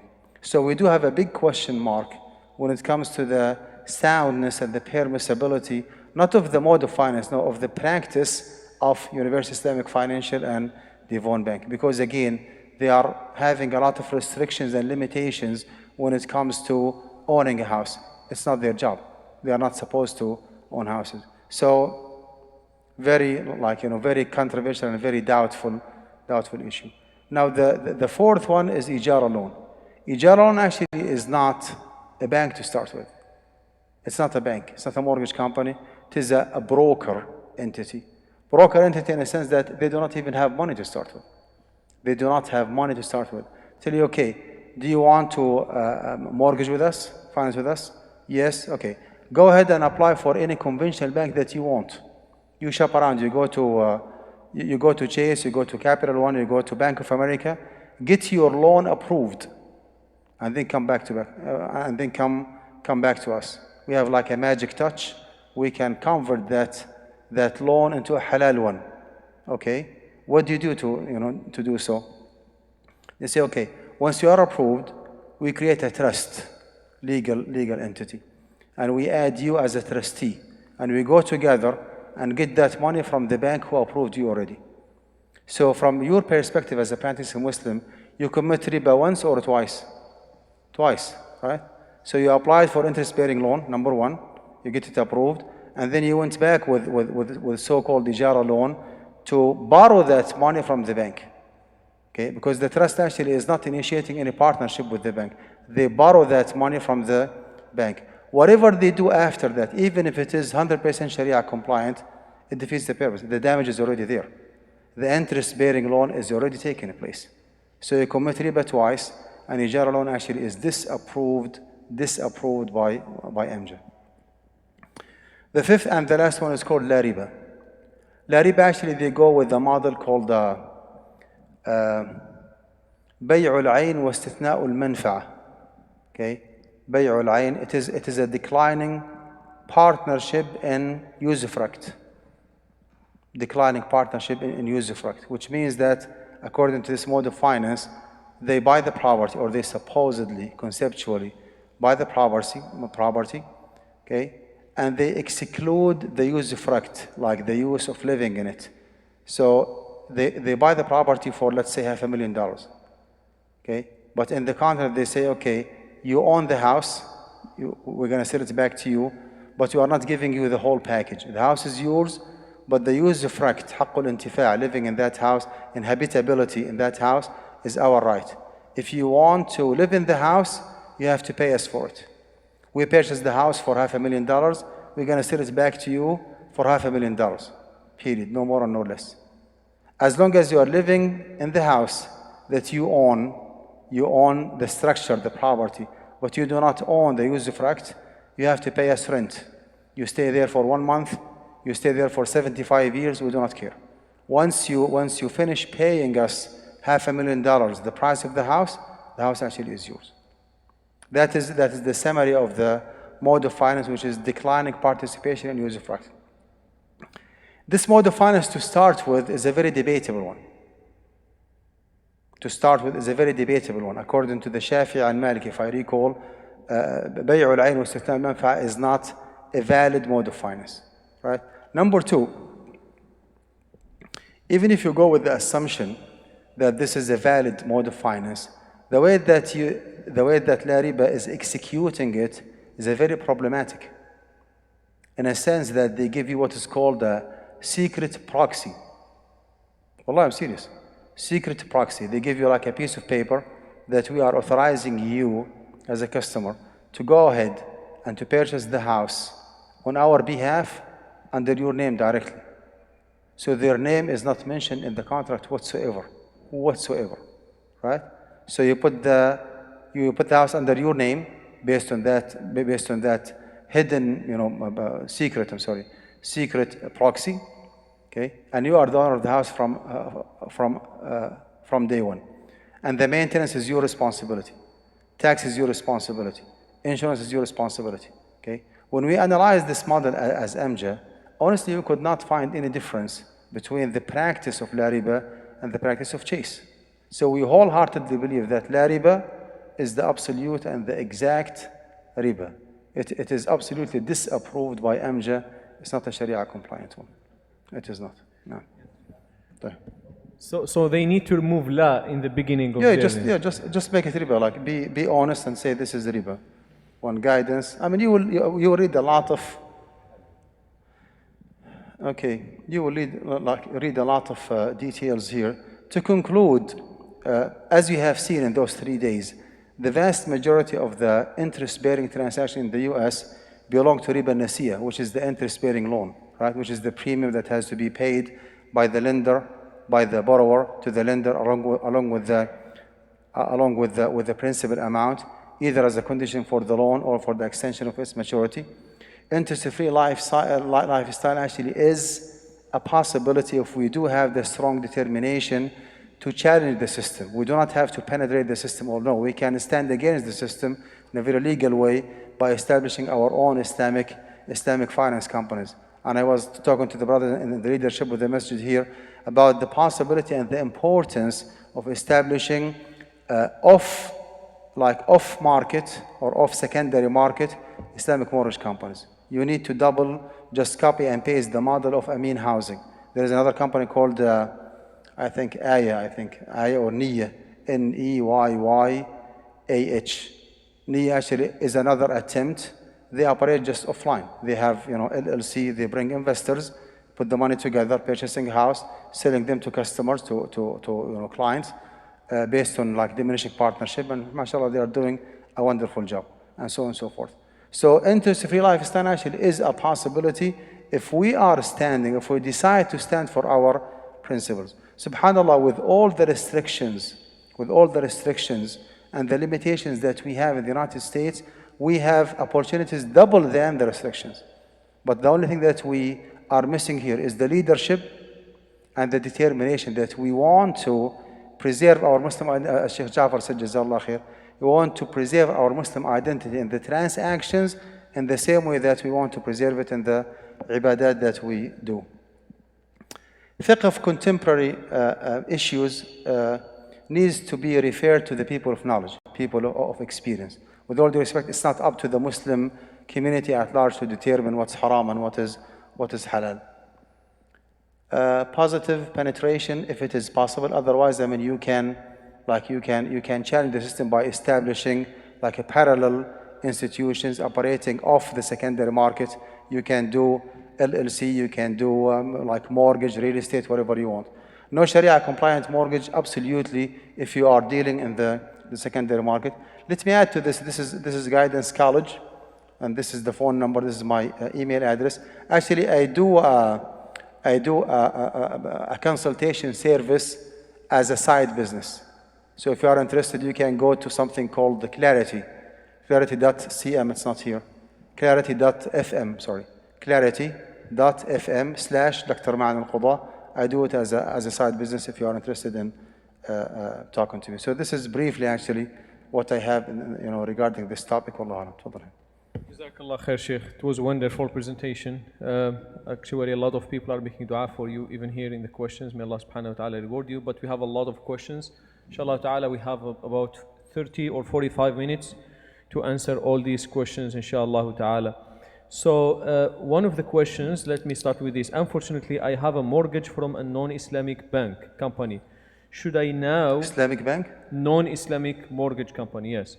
The question is, should I now try to refinance with an Islamic organization?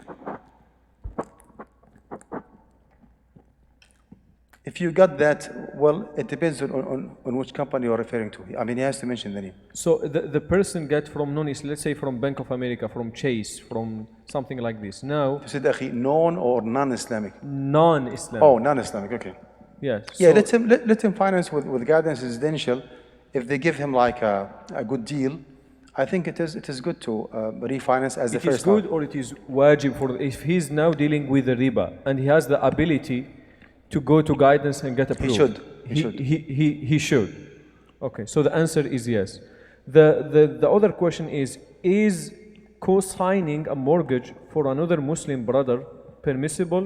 Do you get the same sin? He's asking about non-Muslim mortgage company. Sometimes they ask Yes, for it is a sin. co-sign. It is It is a a sin. sin. Yeah. So you are not supposed to When يشفع co-sign. شفاعة and say, oh, you are not supposed to. You are not supposed to. Yes, yes. You are getting directly involved in supporting and facilitating interest-bearing transaction. So is mortgage insurance permissible? Well, if life insurance is permissible, then anything else should be. The Shaykh asked just to clarify, Amin Housing and Guidance Residential are both approved by AMJA? Just to clarify. I mean, housing is way more Sharia compliant than guidance is way more, especially when it comes to residential mortgage, not commercial one. But the problem here is that they operate in the state of California only, and I have heard recently that they start operating and offering residential in the state of Texas. So they are not operating like nationwide. That's the problem. So let's move to California. So, Rental property versus own house. The question, Sheikh, a lot of people ask questions about guidance residential, for example. Can we take an Islamic finance loan from these Islamic mortgage companies to do business or buy another house for the sake of renting it, for the sake of business, not only for with guidance residential. No? Only with guidance residential. We do have an oral fatwa. It's not documented yet by the AMJA Fatwa Committee. That Islamic investment is a legitimate need, like owning a house. So even if you have your own house or you have your own residential property and you want to invest, like you want to buy rental property for business purposes, you still can finance with guidance residential for the second time. So this is for financing a property, but do they offer loans? No. No loans. So I don't know why they has asked question. So it's about it's properties. It's guidance residential only. They do not like finance businesses or industrial business. No, it's only residential. But if guidance is not an option for him, maybe he can go with the UIF, Universal Islamic Financial. They do offer residential and commercial as well. That might be like a second option. Okay. What is the ruling on what is the ruling on investment rental properties through Islamic banks? I think we answered this question. The question here, if an individual falls into a situation when they are unable to pay down the credit balance, which will in turn, I think, brother, this is your question, right? Can you clarify it, please? Somebody is, let's say, they have a credit card, and the credit card has certain limitations. Let's just say 20%. And the credit card, they do not pay. So they don't pay in that time frame when it's non-interest bearing. Then it gets delayed, now they have to pay interest. Is a situation like that, is an individual allowed to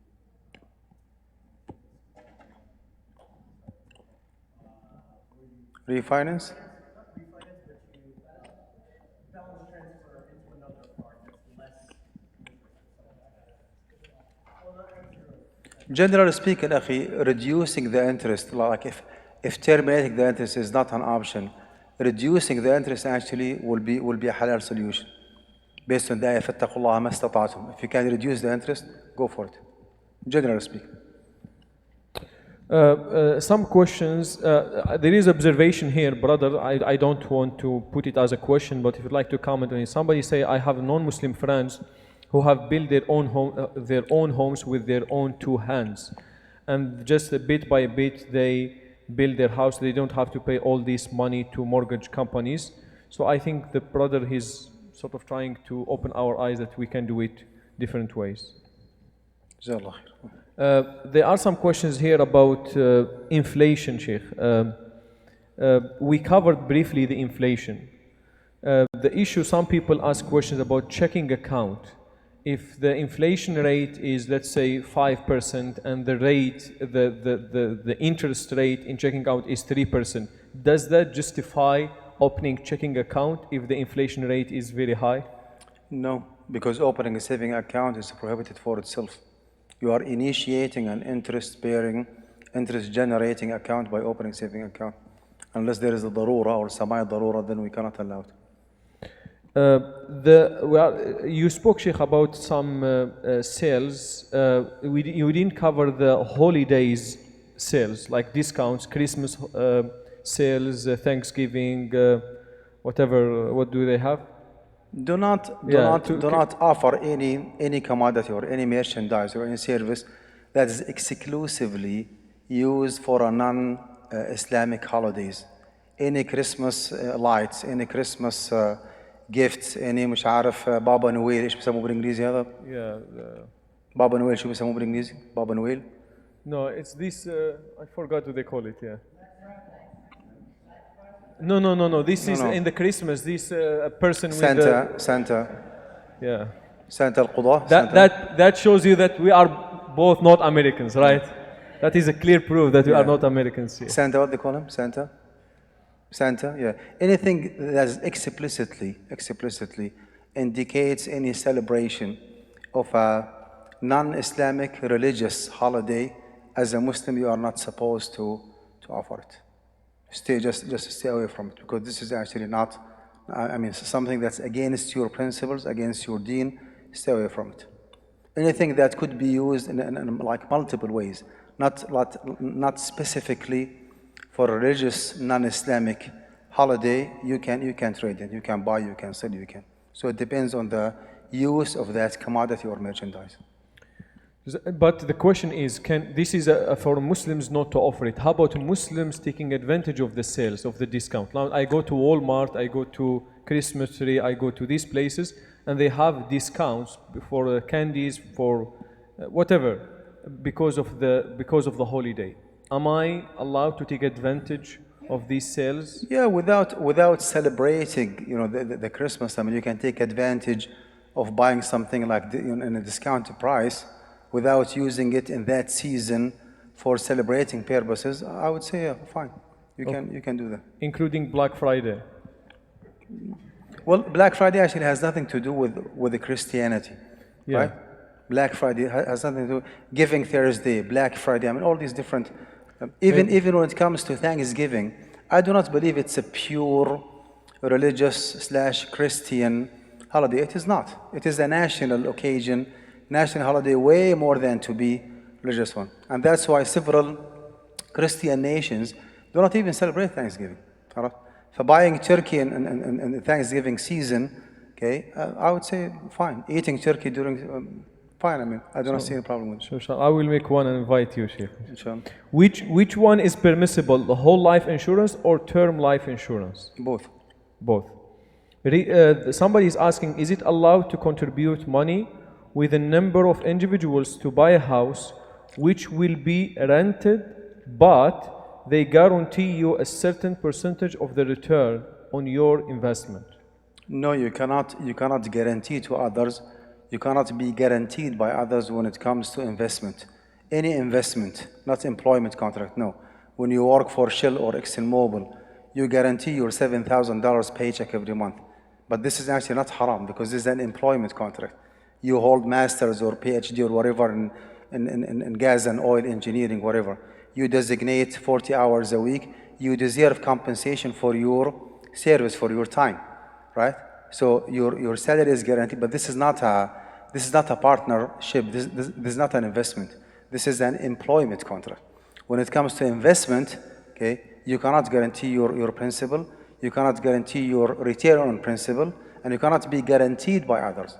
Any kind of investment that guarantees the principal amount and or The return on top of it is not an Islamic one. This is a semi-interest bearing, as if you are giving money to someone and you get your money back, plus. That plus actually is interest. Somebody is asking questions, though I think we answered this, but a guidance residential representative said they sell their mortgage to Freddie Mac, etc., with the condition of keeping the agreement of the partnership. Is this true? So I think we answered this, right? So it is yes. And despite, as you said, Shaykh, despite the fact that they sell their contract, the dealing with them still acceptable and valid. Halal enough, let's put it Halal this way. enough. Remember this term, halal enough. And I will say, I always, Shaykh, since you are here and we are talking about this issue, I always tell our community, even when you go purchase, pressure them, like pressure them, this is wrong, we know this is wrong, you are not supposed to do this, so hoping with the time they can improve their practice, inshallah ta'ala. Inshallah. We pray for that. Inshallah. Some questions I don't understand the question well, but they are asking about the return policy. Like some like Walmart and other companies, they have a return policy, and sometimes you use the item, but the return policy is 30 days or 90 days. Is it halal to return the item even you used it? يعني خيار البيع actually is a permissible option in الفقه الإسلامي. You can get involved in a business like buying or selling and give yourself or give others the option of cancelling or returning the item. However, it shouldn't be taken advantage of. You know خيار الشرط and خيار العقد and خيار البيع and خيار and so on and so on. So the خيار, the option of cancelling or returning the item, basically actually is incorporated in our Islamic fiqh. But the problem here is that some people take advantage of this issue, right? A sister wants to attend a party. She goes to XYZ store, takes like a fustan or a dress for $1,000. She knows, well, she predetermined already that I'm going to return it. She takes it, attends the party, and then next day in the morning she brings it back. This is actually, really, really bad. It doesn't actually fit for a Muslim person, male or female, who claims to be a practicing Muslim, to take advantage and to manipulate the system. Do not do that. This is really, really bad. If you take it with the pure intention of buying it, and then you found out some defects, some glitches, you cannot afford it, you change your mind, that's fine. But do not do it purposely. That is bad, that's wrong. And if like other people discover that Muslims are doing so, I mean, what kind of message you are sending to the community at large if you are acting like this? Just be honest with yourself. Somebody is asking, what is if one has an interest-bearing checking account, can we keep the account and dispose of the interest occurred regularly, or the person must close the account? Just to close it and open free of charge, free of interest one. Because actually this one in reality is a saving account. It's not a checking account. Although it is called checking account, but it is an interest-bearing account. So it is a checking account. Somebody has been sending me this message again and again, and I think he's insisting for me to read it. Are there any volunteers to start Islamic finance institutions for student loans, car loans, personal loans, home loans? I'm ready to get us started, inshallah ta'ala, if anyone will join me. Maybe he can consult with something called continuous charity. Continuous charity, that's something .com, I think, is a non-for-profit organization that offers interest-free student loans. They asked me, I think 10 years ago, to be the Sharia consultant, and actually I was, but I'm not on their board anymore. They do offer interest-free student loans. That's called continuous charity something. You need to go through the process. You apply, you prove your eligibility, and you get some money from them. But in our community, probably the brother maybe from our community, inshallah ta'ala, we can have a forum, probably Sheikh Ja'far, Brother Khalid, in the near future, how we can mobilize our resources, how we can start something like this in our community. We take advantage of our resources, and our resources serve our community instead of sending it to some other people to take advantage of the society at large. So inshallah ta'ala, we can plan a forum like this, we can brainstorm ideas, and we can inshallah ta'ala make it happen. Yes, sister? Yes. Oh, that's your question. MashaAllah. It's a sister business mind. MashaAllah. Huh? Inshallah ta'ala. Inshallah. Another question, Shaykh, is what is the alternative to saving accounts if we don't have enough amount to invest in real estate and Mutual want fund. to avoid putting it in checking account? Mutual fund. Go to any of those socially responsible mutual fund companies. Go to Zaki Financial, invest with them. Go to a Z fund, invest with them. You will make double or even a triple what you make in the saving account and in a halal way, inshallah. Somebody said, is it possible, can you give, you said Zaki, so you gave some Zaki, recommendations. yeah, Zaki Financial, actually, I'm recommending this one because I'm the Sharia advisor of the company. Any other companies? Zaki Financial, Z-A-K-I Financial, one word, ZakiFinancial.com.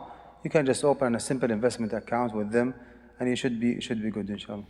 Is it possible to borrow from 401k to pay the mortgage if you is to be give the total Well, interest? borrowing from your 401k is permissible. With interest.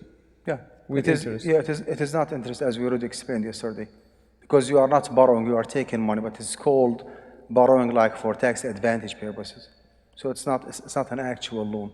You own the money, whether it came from your contribution or from the match of your employer. At the end of the day, whatever you have in your 401k actually is your money.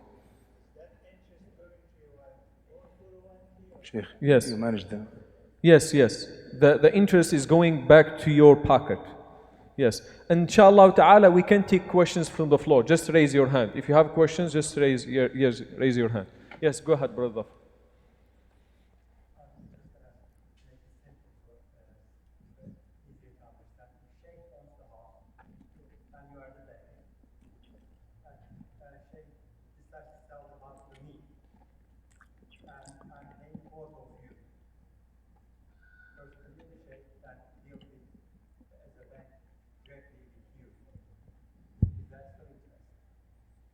It depends on how do you structure the relationship between you and the Sheikh. He is the landlord and I'm the bank and you are the customer. Does he have a clear title like the house is his? He does not? Okay. And is this a Islamic bank or conventional bank? I'm not a normal bank. I've been talking about Islamic finance for 3 days. Now you call me Capital One or Chase. Samahakallah. Just that.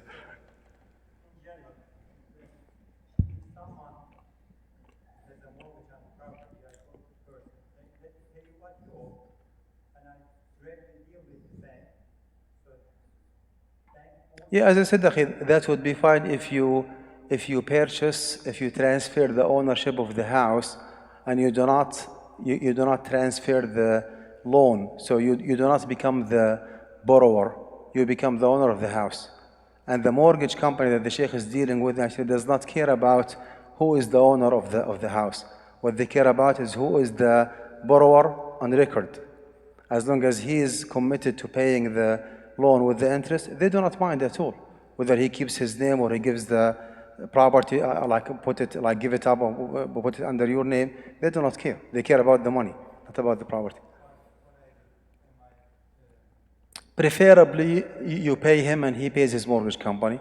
But if you decide to pay the mortgage company on his behalf without replacing him, so instead of the check going by Sheikh Yasin, no, it goes by XYZ brother. You pay the mortgage on his behalf. I do not see it explicit haram. It's a kind of support directly, but it's not haram. Go for it. I will take another question from the digital one and then come to you inshallah. This is in Arabic. Assalamu alaikum. هل يمكن تطبيق القاعدة which is قاعدة الحرام لا ينتقل بين ذمتين؟ هل يمكن تطبيق تلك القاعدة في حالة حصولي على بيت هبة من والدتي حصلت عليه هبة من عمتها كانت قد أوصت بذلك قبل وفاتها ولم تملكه لها في حياتها وبالتالي يعتبر الإجراء غير صحيح لأنها أصبحت وصية توجب الثلث فقط والثلث كثير كما ذكر الحبيب صلى الله عليه وسلم بالرغم من وجود ورثة آخرين يحسبون أن لهم حق في ذلك. في خطأ في السؤال حبيبنا. هي هذه الأخت هي أصلا ليست وارثة. هذه بنت أخت. بنت الأخت ليست Now, the question I think, Shaykh, is the sister mother, the person who asked the question, her mother got a house from her aunt, and the way she got the house is that her aunt made a wasiyah, when I die, give this house to my niece, which is the mother of this sister. Now, this house belongs to the mother of our sister, and when her mother passed away, can she inherit this house? Though the way her mother got it, not the legal way, not halal way. Why? Because there is wasiyah, and it's above the thuluth. That house value is above the thuluth. So the mother, her mother, the way so she the inheriting mother actually is not a legal heir, which is something that she is not warith عنها. بنت أخت. No. However, the value of the house was exceeding the 1/3. Well, to rectify the situation, maybe she can benefit from the house up to 1/3 of the value of the inheritance of the first deceased, like the gifting aunt. So is the person here who asked the question? I think this is not here. So I would like to clarify here. So the mother, there are three individuals here. There is a sister who asked the question, her mother, and the aunt of her mother. So the aunt of her mother left wasiyah for her mother to give her a house, and this house is exceeding 1/3 of the inheritance. So basically, the mother was not supposed to get the house because it was the right of inheritance, but she got it. Now the mother passed away. The sister is asking, can I take over my mother's house, though she got it the way we described? She can take up to 1/3 of the value of the initial inheritance and give up the rest To inheritors. Yeah. So whatever third, she needs to identify the third, and then the leftover, she needs to return it back to the inheritance. Okay, let's take other questions. Go ahead, bro. It's almost 3 o'clock, so I need to. Inshallah.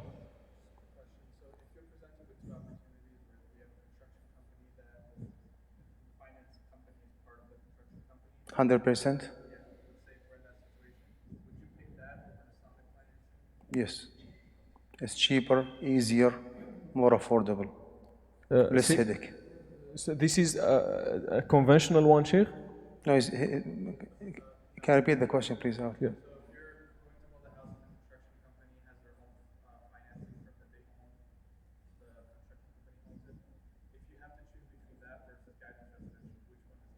Absolutely. The cheap one. Yeah. No, you go with the construction company. Forget about guidance residential. Okay. We'll take some of the sisters. Go ahead.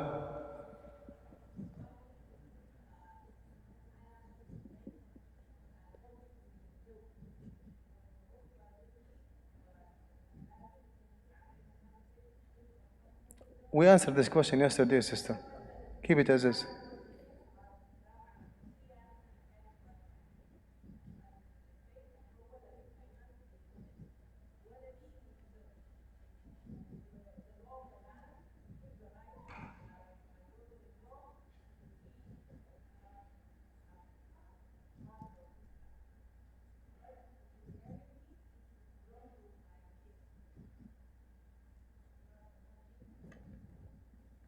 I'm getting lost. I overate in the lunch, so I'm almost half asleepy. And I'm so worried about my flight, to be honest with you.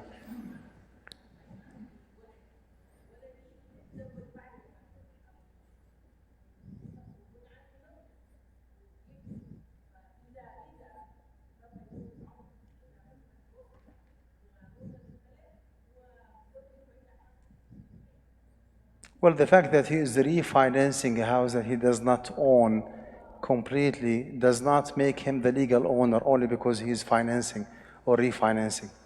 Refinancing actually means that he is paying on behalf of the deceased, of your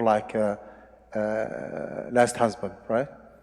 But it doesn't make him Islamically the owner of the house because he's paying for it. He's representing actually the inheritors and paying on their behalf. What he is entitled to is that whenever his share is determined, then he can add on top of that and take from the share of the rest of the siblings whatever he has paid on their behalf. He paid out of pocket $100,000. His share was 200. He can go after his brothers and sisters and you and take from you collectively $100,000, adding it up to his share, because actually he paid on behalf of everybody. You see? Can we take another? Sheikh has to leave very soon. So let's take one or two brothers and we have to conclude, because Sheikh's flight not far away, unless if you have a private jet, so we can have him until the night. Yeah. Go ahead.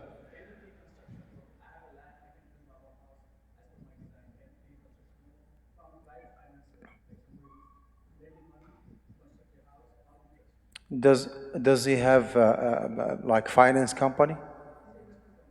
Well, is the finance company, is the mortgage company affiliate with that construction company, owned 100% by the construction company? Then you are borrowing money from a third party. Yeah, go ahead, brother. Yes.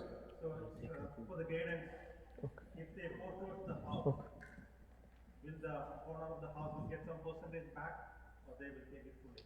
No, in case of foreclosure, I think it is a federal law. In case of foreclosure, the mortgage company, Islamic or non-Islamic, they cannot go after you and ask for your principal, because you already foreclosed. But say for example, I own 30% of the share. The guidance You're gonna lose everything. I won't get it. Yeah. You're gonna lose Sister everything. Nahid, go ahead. Give it to me. تفضل شيخ. Big dua for you. تفضل شيخ. Well, it depends. I would say there is no one size fits all. It depends on the financial capability and the business mentality and the availability and the experience and the amount that you have. So again, there is no one size fits all. Someone who is young enough, who is expert enough, who is wealthy enough, I would highly recommend that he or she establishes his own business doing just real estate business. Always remember, real estate is the real investment, right? Someone who is busy enough, okay, does have money, well, you can establish a partnership with somebody else based on the mudaraba, based on the trustee partnership. You know a brother who is good in construction or in car dealership. You establish a partnership with him, you give him your money, right? Based on the mudaraba, which means that he invests your money, adding it up to his money, based on whatever you agree upon. If there is a profit, you are entitled to 20, 30, 40%, whatever, the rest is his. If there is no profit, then he pays you back the principal after the end of the business course. If in very severe circumstances, and it was proven that there was no negligence or shortage from his side, but you lost the money, you're gonna just lose the money. So again, it has to be based on case by case. It depends on the nature of the business. It depends on the capability of the individual. There is no one size fits all. The last person, go ahead. This is the last person, inshallah. Yes. Your opinion on? It is a claim to be a Sharia compliant one. Honestly, I do not have an access to it. I do not know what are the different components that they have in this index. If you know those scholars who permitted or gave the approval for it and you trust them, then go for it. I cannot say no. So inshallah ta'ala, we are coming to the conclusion of this event. Inshallah ta'ala, I would like to say a few things on behalf of all of you brothers and sisters. I sincerely thank Shaykh Al-Qudah for this beautiful presentation. He has spent with us 3 days and he did his best. May Allah subhanahu wa ta'ala reward him tremendously to educate us, help us, and Jazakallah khair. May Allah subhanahu wa ta'ala bless him, bless his knowledge, bless the project that he's working, and inshallah ta'ala make this project inshallah ta'ala blessing for the Muslim community at large. And I would like to thank you all for your patience, and I am asking your forgiveness if I did not get the chance to ask your questions. A lot of questions. I did my best. I could be wrong. I did my best to filter what I thought is the right question in the right timing. I'm not claiming I was right all the time. I'm not a good moderator, but I did my best, inshallah ta'ala. So I will let Sheikh Ma'an Al-Qudah say the conclusion. I would like also to call Sheikh Ja'far, inshallah ta'ala, to say a word, inshallah ta'ala, in the conclusion of this event. When we finish, inshallah ta'ala, we'll take collective picture with Sheikh Ma'an Al-Qudah, inshallah ta'ala, before Salat Al-Asr. Tfaddal, Sheikh. I'm going to charge you like $10 per person if you want to take a picture with me. بسم الله الرحمن الرحيم. اللهم لك الحمد وأنت نور السماوات والأرض ومن فيهن، ولك الحمد وأنت قيوم السماوات والأرض ومن فيهن، ولك الحمد وأنت مالك السماوات والأرض ومن فيهن. اللهم لك الحمد كالذي نقول وخيرا مما نقول، ولك الحمد كالذي تقول. اللهم لك الحمد بما خلقتنا ورزقتنا وهديتنا وأنعمت علينا. لك الحمد بكل نعمة أنعمت بها علينا في قديم أو حديث أو خاصة أو عامة أو سر أو علانية. لك الحمد بالإسلام، ولك الحمد بالإيمان، ولك الحمد بالمال والأهل والمعافاة. بسطت رزقنا وأظهرت أمننا وجمعت فرقتنا وسترت عوراتنا وآمنت روعاتنا، ومن كل ما سألناك ربنا أعطيتنا. فلك الحمد كثيرا على ما تنعم به كثيرا، ولك الشكر كثيرا على ما تلزل به كثيرا، ولك الشكر على كل حال. اللهم صل على محمد عدد ما ذكره الذاكرون، اللهم صل على محمد عدد ما غفل عن ذكره الغافلون. اللهم صل على محمد في الأولين، اللهم صل على محمد في الآخرين، اللهم صل على محمد في الملأ الأعلى إلى يوم الدين. اللهم صل على محمد طب القلوب ودوائها وعافية الأبدان وشفائها ونور الأبصار وضيائها، وعلى آله وصحبه أجمعين. اللهم صل على محمد صلاة تغفر بها ذنوبنا، اللهم صل على محمد صلاة تستر بها عيوبنا، اللهم صل على محمد صلاة تفرج بها كروبنا، اللهم صل على محمد صلاة ترضى بها عنا، اللهم صل على محمد صلاة تبيض بها وجوهنا، اللهم صل على محمد صلاة تشفي بها مرضانا، اللهم صل على محمد صلاة ترحم بها موتانا. اللهم صل على محمد وعلى آل محمد كما صليت على إبراهيم وعلى آل إبراهيم، وبارك على محمد وعلى آل محمد كما باركت على إبراهيم وعلى آل إبراهيم في العالمين إنك حميد مجيد. سبحان ربك رب العزة عما يصفون، وسلام على المرسلين، والحمد لله رب العالمين.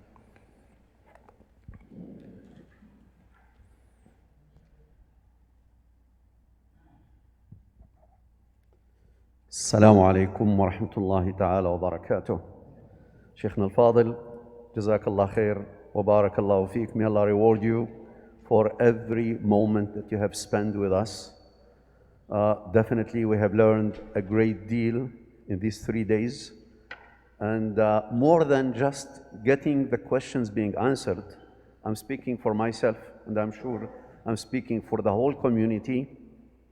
More than just getting our questions being answered, I think I like the approach of a Shaykh giving us the whole picture, how the Muslim community is supposed to be well integrated in the society, yet not compromising our identity and our principles.